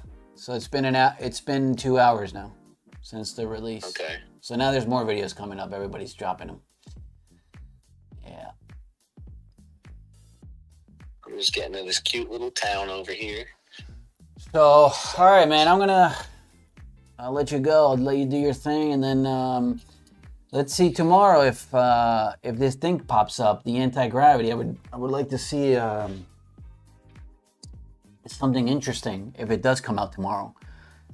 I don't know. Or maybe it will, maybe it won't. But it looks at much stuff. I gotta go home later, and I'll have to take a browse. Yeah, I mean, there's not that much to it. I mean, there's really not. They haven't even shown. I mean, they've shown some images, but it's nothing extensive. They're just showing they're just kind of outlining that it's a 360 camera, a floating 360 camera. So that's basically, I mean, I don't even know. I'm sure it's going to be a great 360 camera, but the question in everybody's mind is what's up with the drone, right? So if it's actually something worth flying. Because otherwise it's been adapters. You have to put an adapter on it, right? You have to put an adapter. No matter what, like if you're just shooting like a 360 videos, you're gonna have to crop in on like what you're shooting if you're trying to get a normal video. So I mean, it gives you the options to kind of get whatever angle you want and crop it later. Right. But that's the thing too. Is like I don't know. And then how would you see on the drone? Like, are you just I guess your screen, you'd just be able to kind of tap on it and like rotate it so you could see, like you could basically fly backwards and still go forwards. If that makes sense. You could basically fly sideways and see to your side, you know? Right, you could just fly in a straight line and then move the camera, like move the angle of the camera wherever you want afterwards. So you look backwards, front, left, right, anywhere you want, top, bottom. So one of the theories is it's the end of the gimbal. Say it again, the gimbal? It's the end of the gimbal system. Like you don't need a gimbal on a drone. Well, if it's for 360, yeah, but because if it's not 360, then you definitely need a gimbal still. Because with the stabilizing the internal stabilizer inside the system, and now you can rotate the camera anywhere you want.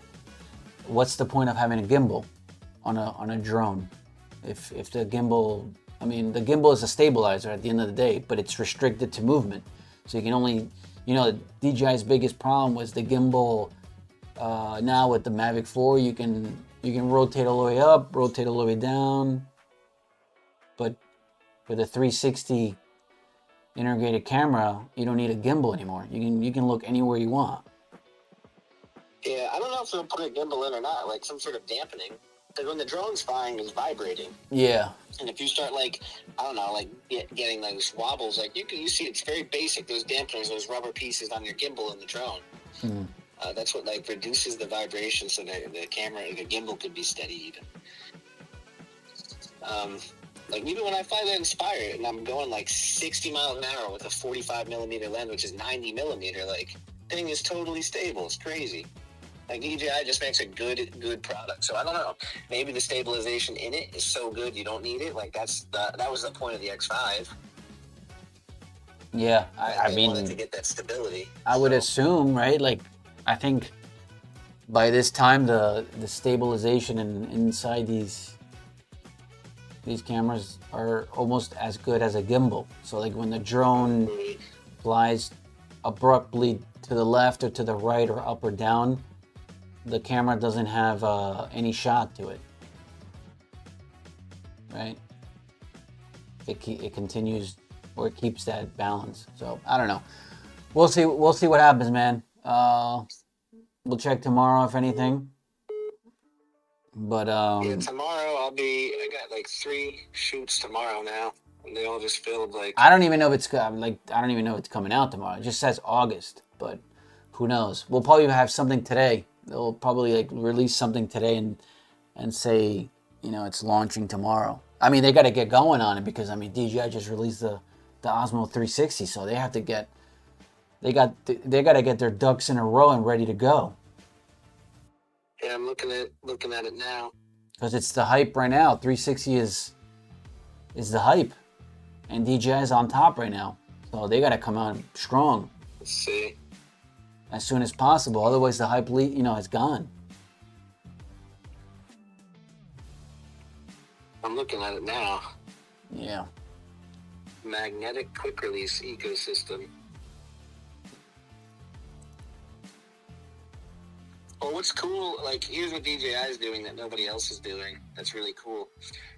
With their microphone, you could connect now, like, the microphone, like, if you wanted to, you could put with the new controller, the RC2 Pro, the new one that has this screen that flips, you could plug your mic into that. Like, you could Bluetooth connect your microphone to it. Yeah. And then the audio will record to the file. So if you had, like, a person or a subject, like let's say someone's out on like a kayak or something and you want to get the audio, like remember Vin and I used to talk about this stuff all the time, how do you get the sound? Well, if the drone's far away and you have the microphone on like the subject, then you can get the audio. Yeah. So that's kind of cool. Like you could put the microphone out, the 360 cam, you could use the microphone with it. You have you could use the microphone with it and it just automatically connects. I think that's game changing because you don't have that with any of the other ones. Yeah, no. The DJI mic integration to the ecosystem is a big deal right now, I think. Big deal. So yeah, this is cool. It's cool how they have like the thing that you could shut off and then just get like a 155 degree view or 170 degree view and just use one single lens mode, effortlessly switches between the front and the rear lens without ever stopping the recording. Do you know what's the internal? Do you know the internal on the X5? The Osmo has, I just saw it has 32 gigs or 30 gigs, I think. Internal memory. No, I didn't see the memory. I don't know, because I haven't looked into any of the 360 cams that much. But it would be interesting because Insta360 has a really good app for like the editing of it. And now DJI will have to kind of come out with something because they don't have a 360 cam. This is their first one. Yeah. I'm surprised they didn't do a combination of a drone and like the Osmo with the... Like I'm surprised they didn't include some accessory to attach it to a drone. I guess they don't need it. I don't know. It's weird. It's an interesting... It's got to be something maybe that comes out. It's an interesting time. Like I said, what I was telling you the other day, the rumor of perhaps this anti-gravity is not anti-gravity. It's they are behind. They might be behind. Who, anti-gravity is behind? No, I'm saying like DJI is behind the anti-gravity thing. Because why release a 360 camera? DJI release a 360 camera without a drone attachment. Like, wouldn't they want this to fly as well? Not so much, as I mean, like I said, if you're like, let's just say this: you're flying a 360 cam, right? Like, unless you're close to your subject, then what really are you capturing? Let's say you're 400 feet up in the sky. Like, what are you collecting with that drone if there's no subject? You're saying if you're too high, then it's not worth it. Yeah, like what's the point? Like, I mean, if you're all the way up in the sky and then you're on a super wide lens just capturing a 360, like, what are you really getting if there's no subject? Like, you're just capturing like the surroundings. Do you know what I mean? Like, and like if you have a normal drone and you could point the lens to one specific spot and kind of like focus on that or lock the subject and track it, I don't know. Like, it's a little bit different in that sense, but I don't know. I don't know either. It's interesting. Interesting times for DJI, man. Interesting times, especially for the drone the stuff. fact that it's their first 360 cam, we're gonna have to wait till like later today or the end of the week and see how's this thing stacking up with the X5. Right. And the GoPro. What do they call the GoPro? I don't even know what the GoPro is. The GoPro, what, 360? I don't even know what the name is. Let me see this. The Max 360. So everybody forgot about GoPro, but GoPro does have a 360 camera. It's called the Max. Yeah, they've had one. It's been out for a long time.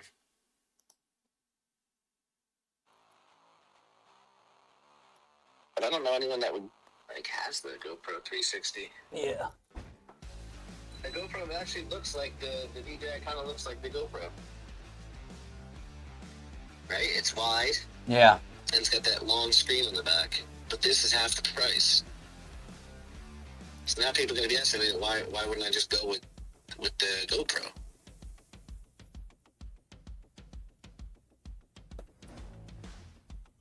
Yeah.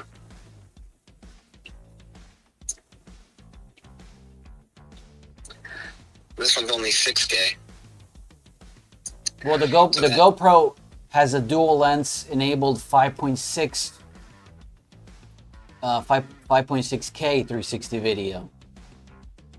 Yeah, so that's like probably that's more like a 2.7K resolution per lens as opposed to a 4K resolution per lens. So I mean that little bit of quality and low light performance could be what sets this apart from other 360 cameras. Let's see how much juice we got on this camera. 53% battery, Marty. Yeah, I don't know. All right, man. I'm gonna let you go. I'm gonna cut out. That's fine. I'll talk to you later. And if tomorrow the thing comes out, I'll let you know, and then I can dial you in, and you can come back on. Yeah. All right. For sure.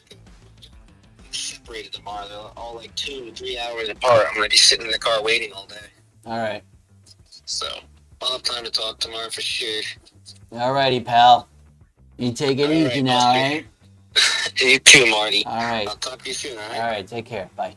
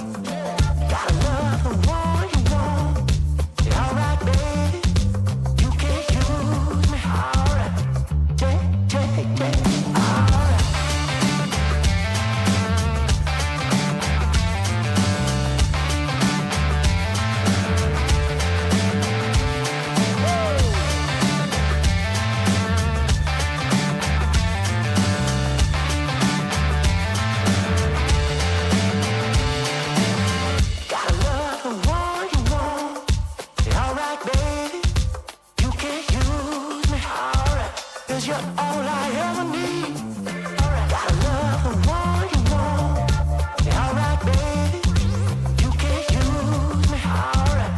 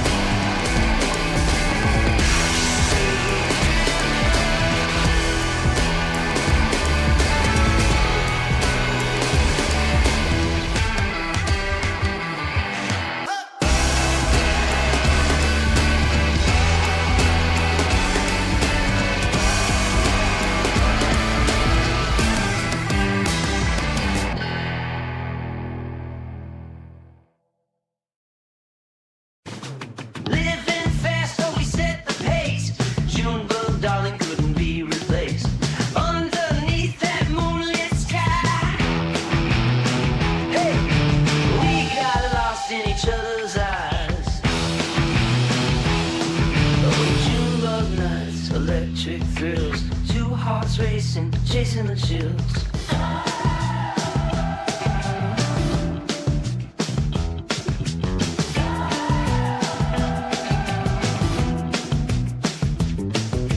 Hey Junebug, remember those nights dancing under streetlights felt so right. You blew my mind, yeah, you stole my soul. Nowhere to hide, nowhere to go.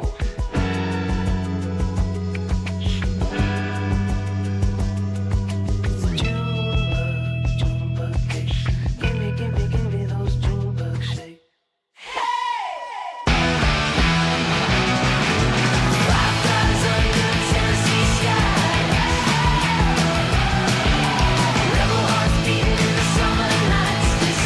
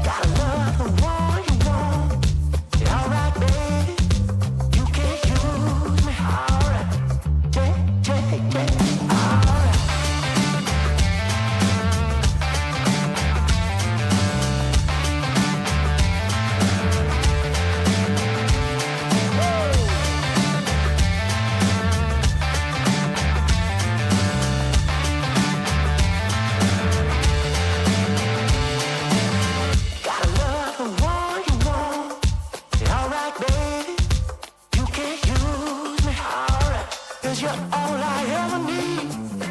Gotta love the one you want. Alright, baby, you can't use me. Alright,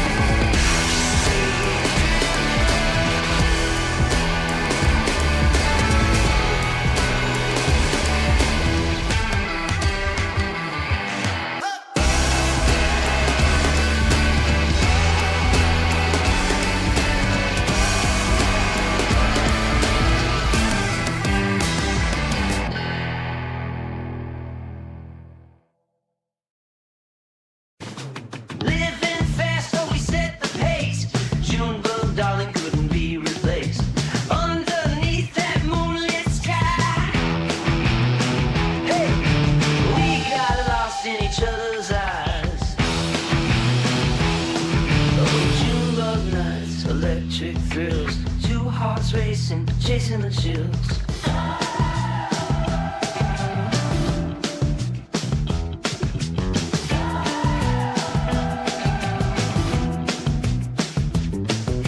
Hey Junebug, remember those nights dancing under streetlights felt so right. You blew my mind, yeah, you stole my soul. Nowhere to hide, nowhere to go.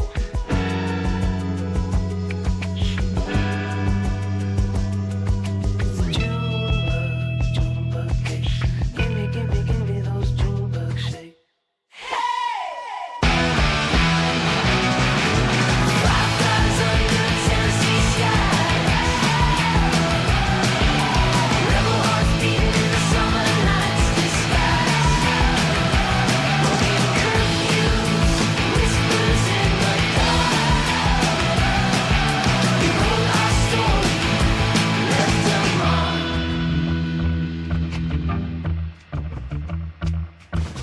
Hey Junebug, your lap was reckless, right?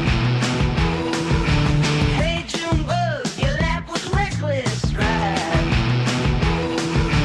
Hey Junebug, down by the creek, your love was wild, oh made me weak. Radio blaring infectious beats.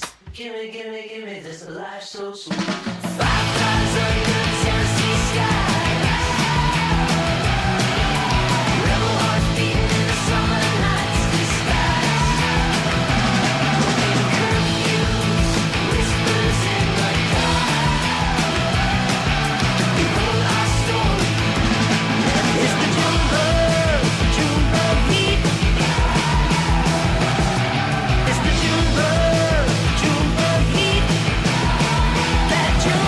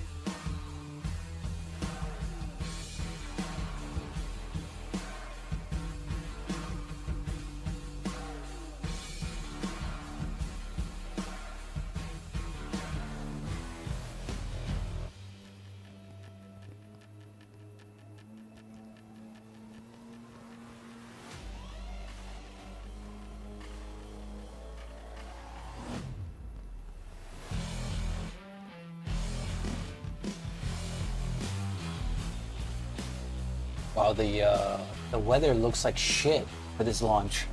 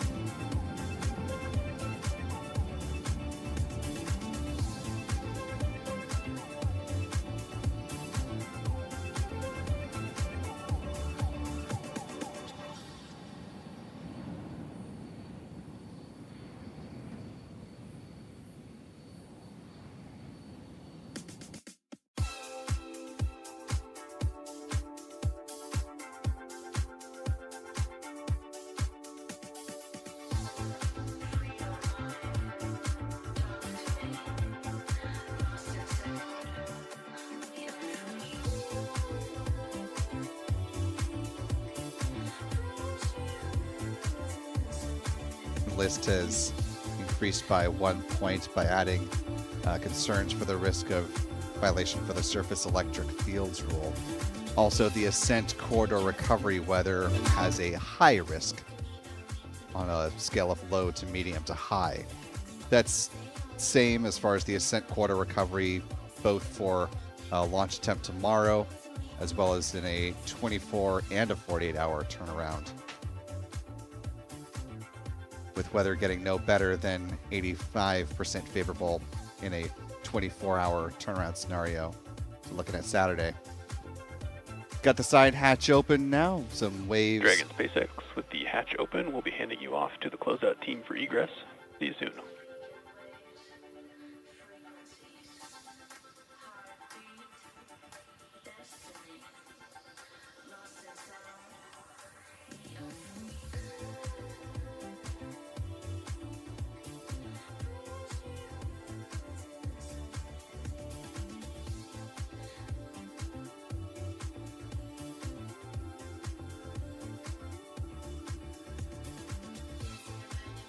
meteorologists say, and I quote, regarding the weather outlook, that, quote, the sea breeze will likely develop just before or at the time of the launch window on the primary launch opportunity and just after the backup opportunities. With cumulus clouds developing along the sea breeze, the main probability violation concerns will be the cumulus cloud rule and the surface electric fields rule. A front pushing into the southeast United States by the weekend will bring a significantly higher threat for showers and storms, as well as higher winds along the ascent corridor by Friday into the weekend, end quote. Put another way, it doesn't look great for a launch opportunity for the Crew 11 mission for the next few days. Obviously, teams will take this day by day and see if there's enough margin to make it worth the while to step into a launch campaign again tomorrow and take another crack at it. Whenever SpaceX and NASA do decide to spin up a launch attempt, you can count on Spaceflight Now to be live with our coverage beginning 4 hours prior to liftoff of the Crew 11 mission. Again, we're staying with you live until the crew has been safely offloaded from the Dragon vehicle and returned to their quarantine quarters.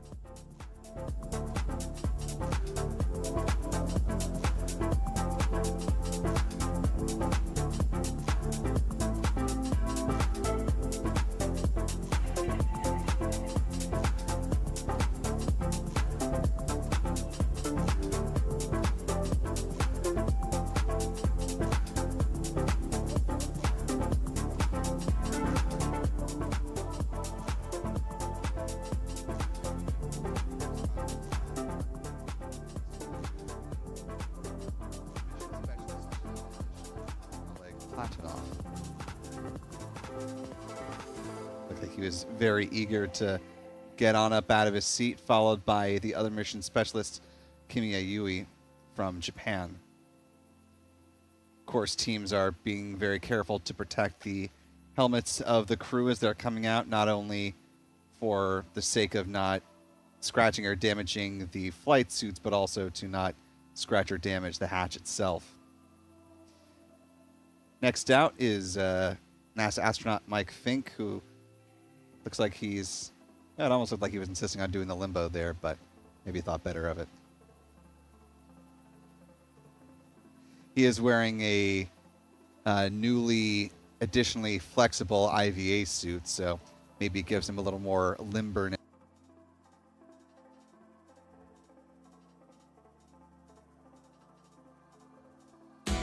For nearly 50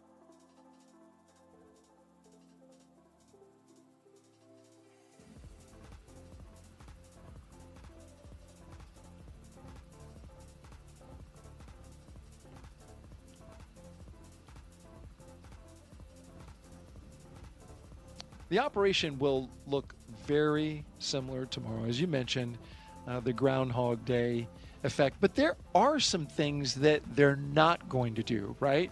They're not going to sign the side of the White Room. Yeah, right? you know, it's your signature's there already. It's so. already there. What else would you not do? I've stumped the astronaut, I think. Could be a trivia question. Yeah. Other than sign, most of the things that you would do, You do are again. all scripted out. Yeah. You know, even the goodbyes, you're still going to take the opportunity to say goodbye. Right. Even though you said it the day before. All right, so it looks like they're canceling it. They're going to scrub Here it. come our astronauts down the crew access arm. Looks like they're putting on rain jackets. Ponchos, that's a new one for me. I did not get trained in the SpaceX rain poncho.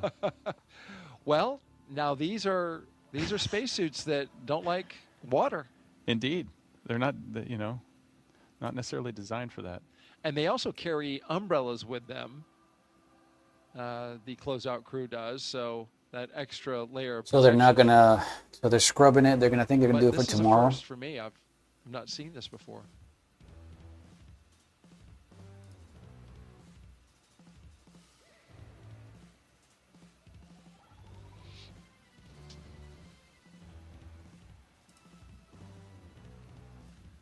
If there is a shot that really exemplifies what we went through today, it's this one. Astronauts putting on rain ponchos with spacesuits on.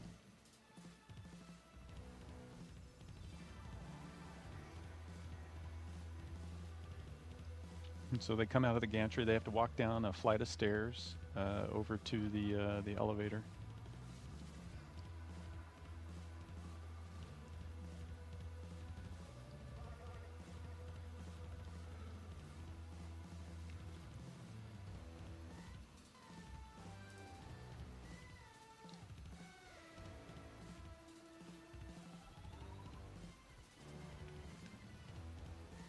And so we talked about the button in there that says space. There's also a button in there that says Earth. Yes, that's right. Come back to Earth, everyone. There'll be another chance tomorrow. Rain on the lens tells the story. Now we have these passing rain clouds going over the pad. Of course, this was the reason for the scrub. At 12:08 p.m. Eastern Time today, we scrubbed the launch attempt of NASA and SpaceX's Crew 11 launch to the International Space Station. Now looking ahead to the next opportunity, tomorrow at 11:43 a.m. Eastern Time. Our coverage on NASA Plus and our streaming channels starts at 7:35 a.m. Eastern Time. And so next up, we are watching as the astronauts go down the tower, making their way to their Teslas, which are parked at the base of the launch pad where they left them earlier today, about 3 hours ago. And they'll get back in their ride and head back to astronaut crew quarters, the safe and comfortable confines of the operations and checkout building.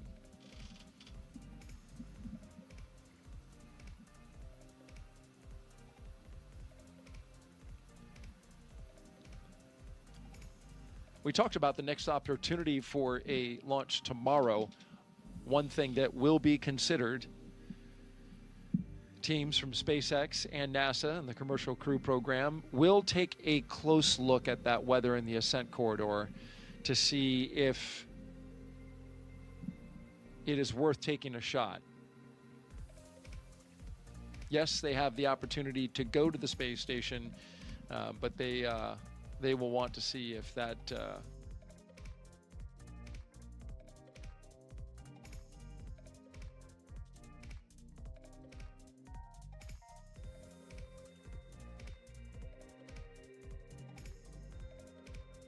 First, we offer overnight boarding.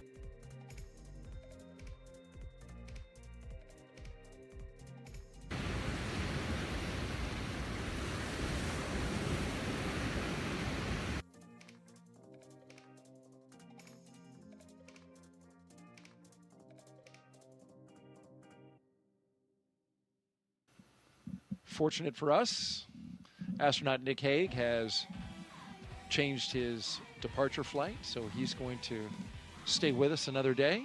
I'll be here. Greatly appreciate it.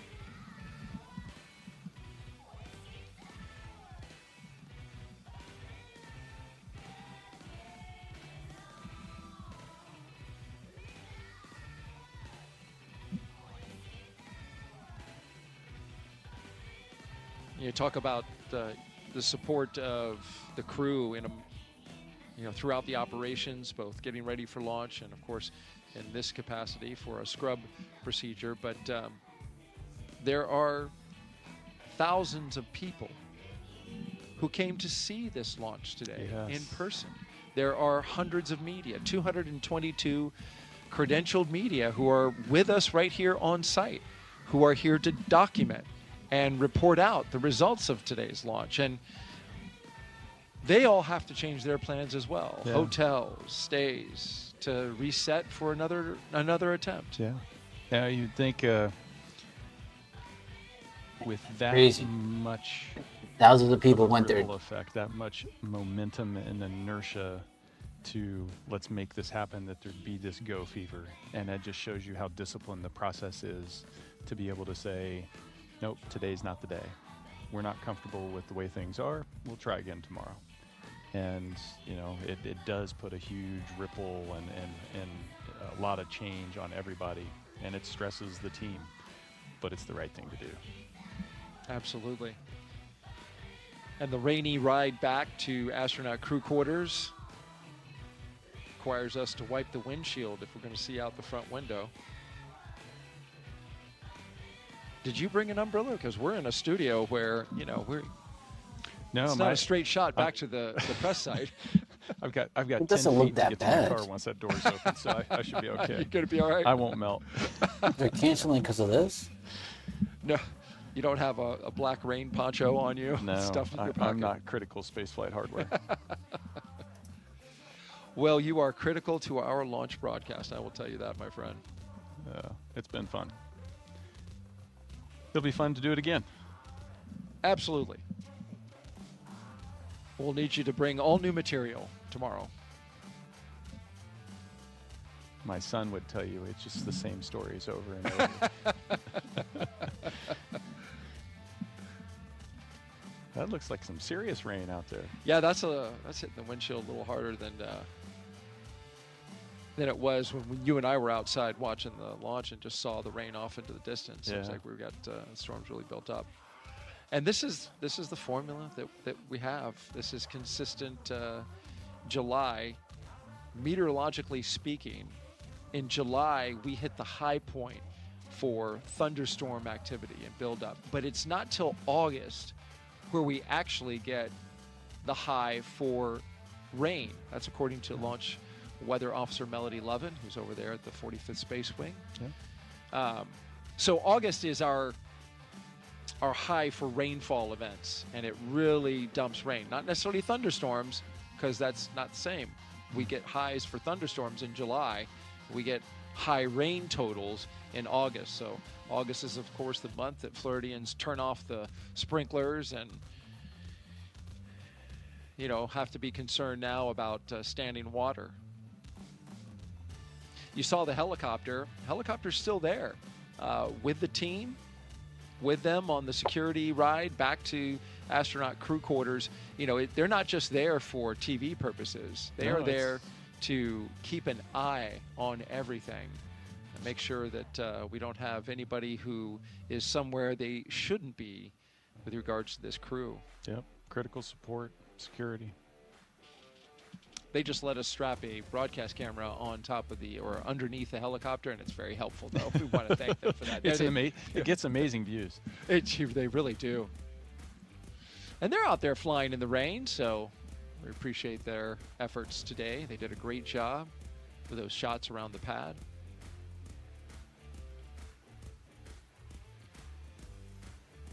Another key aspect, for those of you who are still with us, as few as you are, NASA is required to provide a level of transparency. And so when the astronauts are in motion, whether it's a scrub or it's a path to the pad, we are required to let the American public and taxpayers know how we did it that day. We didn't go today, and so this is what we did instead. We detanked the rocket and we moved the crew from the rocket back to their crew quarters.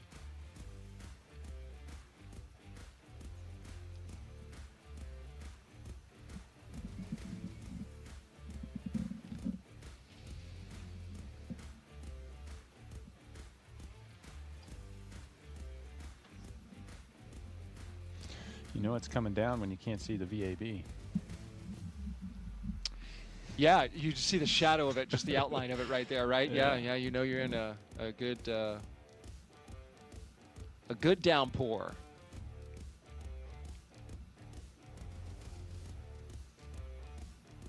So again, for those of you who are still watching, want to emphasize we have an opportunity tomorrow, but like I was saying earlier, the teams at SpaceX and NASA are going to evaluate the weather downrange, and they're going to look at the entire picture to see if a launch attempt makes sense for tomorrow.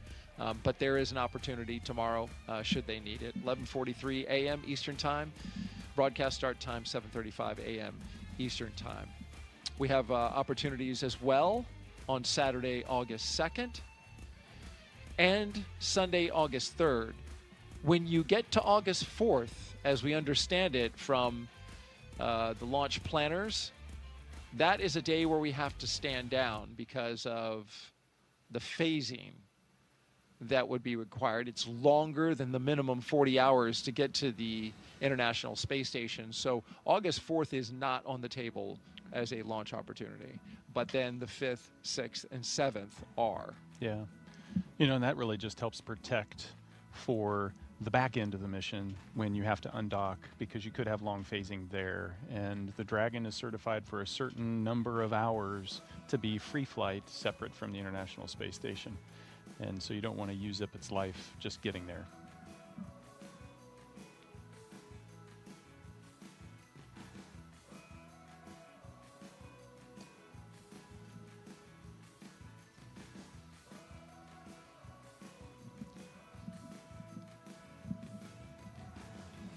Making the left-hand turn now from Saturn Causeway onto NASA Causeway.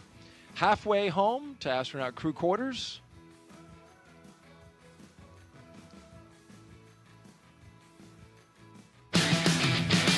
Got safety protocols? Granger has the safety pros to call.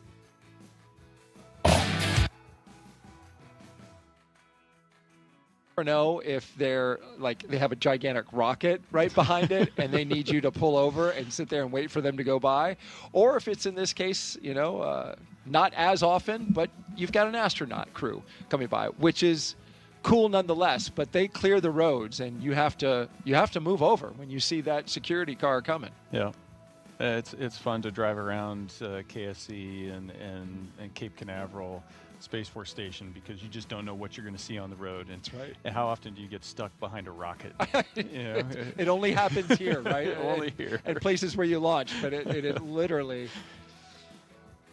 And I can't help. I got to roll down the window, and I just have to gaze at this giant rocket booster moving down the road, and it's and many times it's flown to space. Yeah. So you're looking at flown space hardware going right by you on the middle of the road. Yeah, it's This is a special place. Right through the red light, as it should be.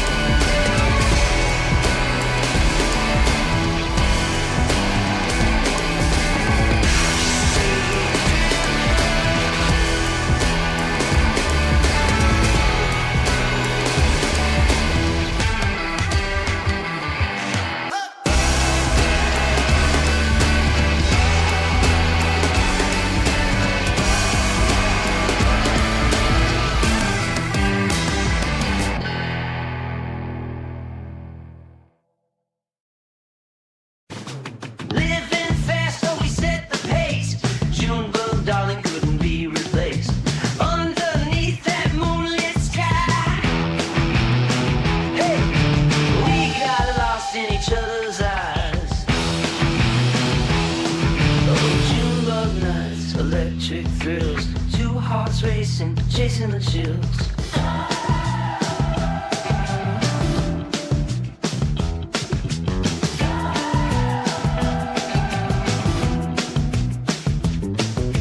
Hey Junebug, remember those nights dancing under streetlights felt so right.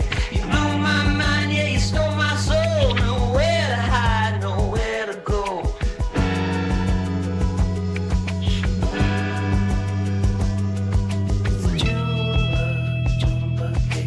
Give me those Junebug shakes.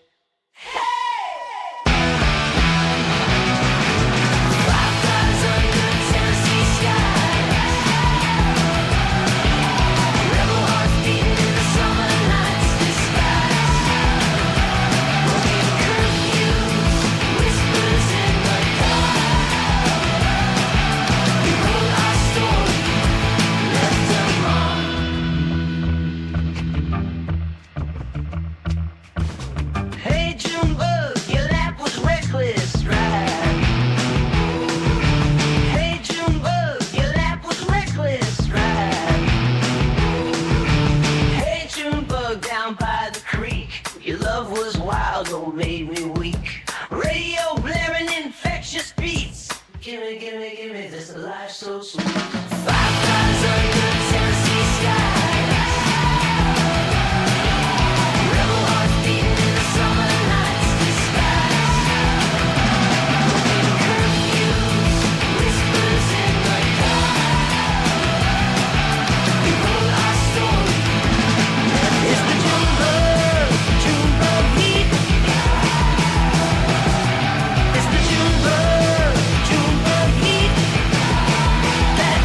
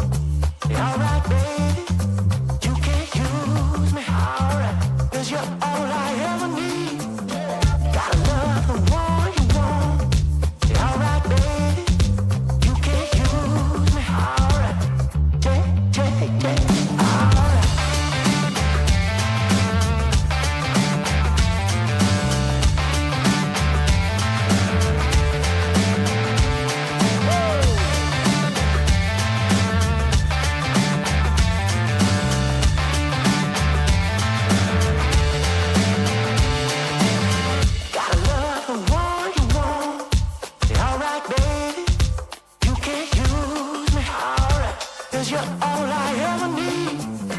Gotta love the one you want. Yeah, alright, baby. You can't use me. Alright. Take.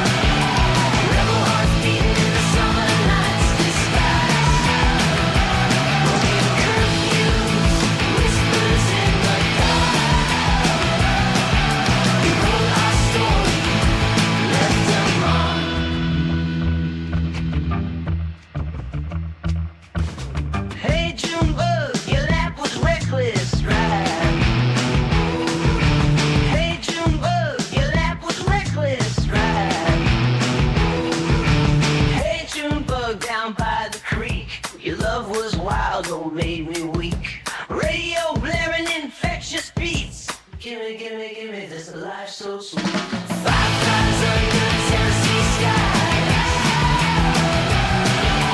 Rebel hearts beating in the summer night's disguise. Broken curfews, whispers in the dark. We wrote our story. It's the Junebug heat.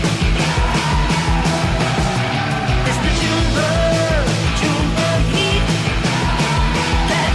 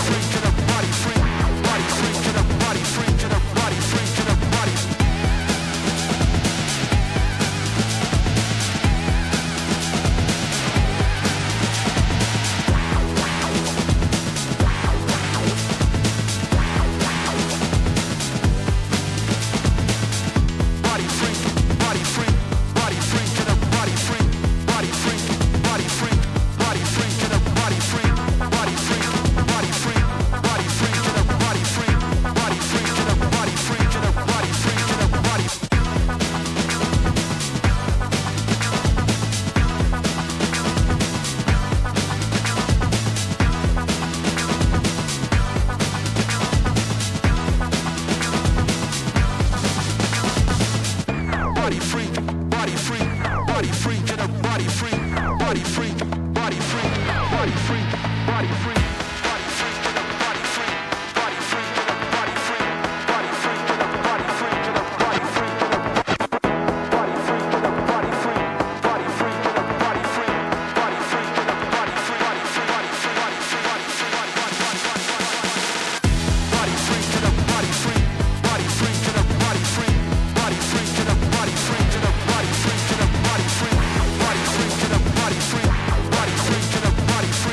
Body free,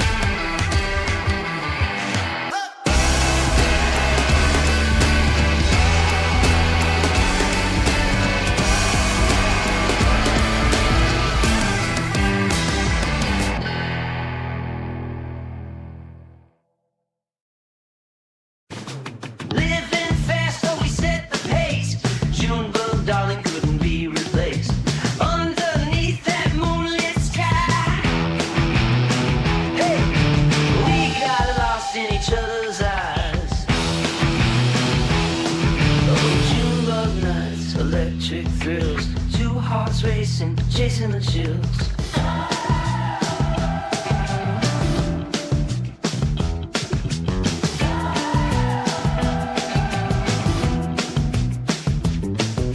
Hey Junebug, remember those nights dancing under streetlights felt so right. You blew my mind, yeah, you stole my soul. Nowhere to hide, nowhere to go.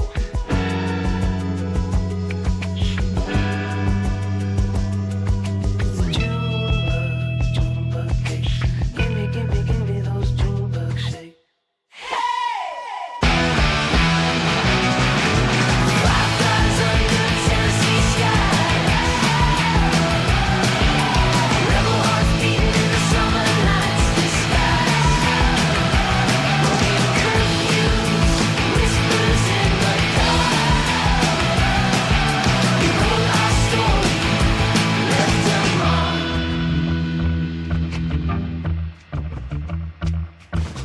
Hey Junebug, your lap was reckless, right?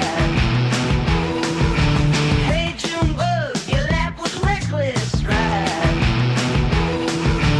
Hey Junebug, down by the creek, your love was wild, oh made me weak. Radio blaring infectious beats. Gimme this life so sweet. Fireflies under Tennessee skies. Rebel hearts beating in the summer night's disguise. Broken curfews, whispers in the dark. We wrote our story. It's the Junebug beat. It's the Junebug beat. That Junebug beat.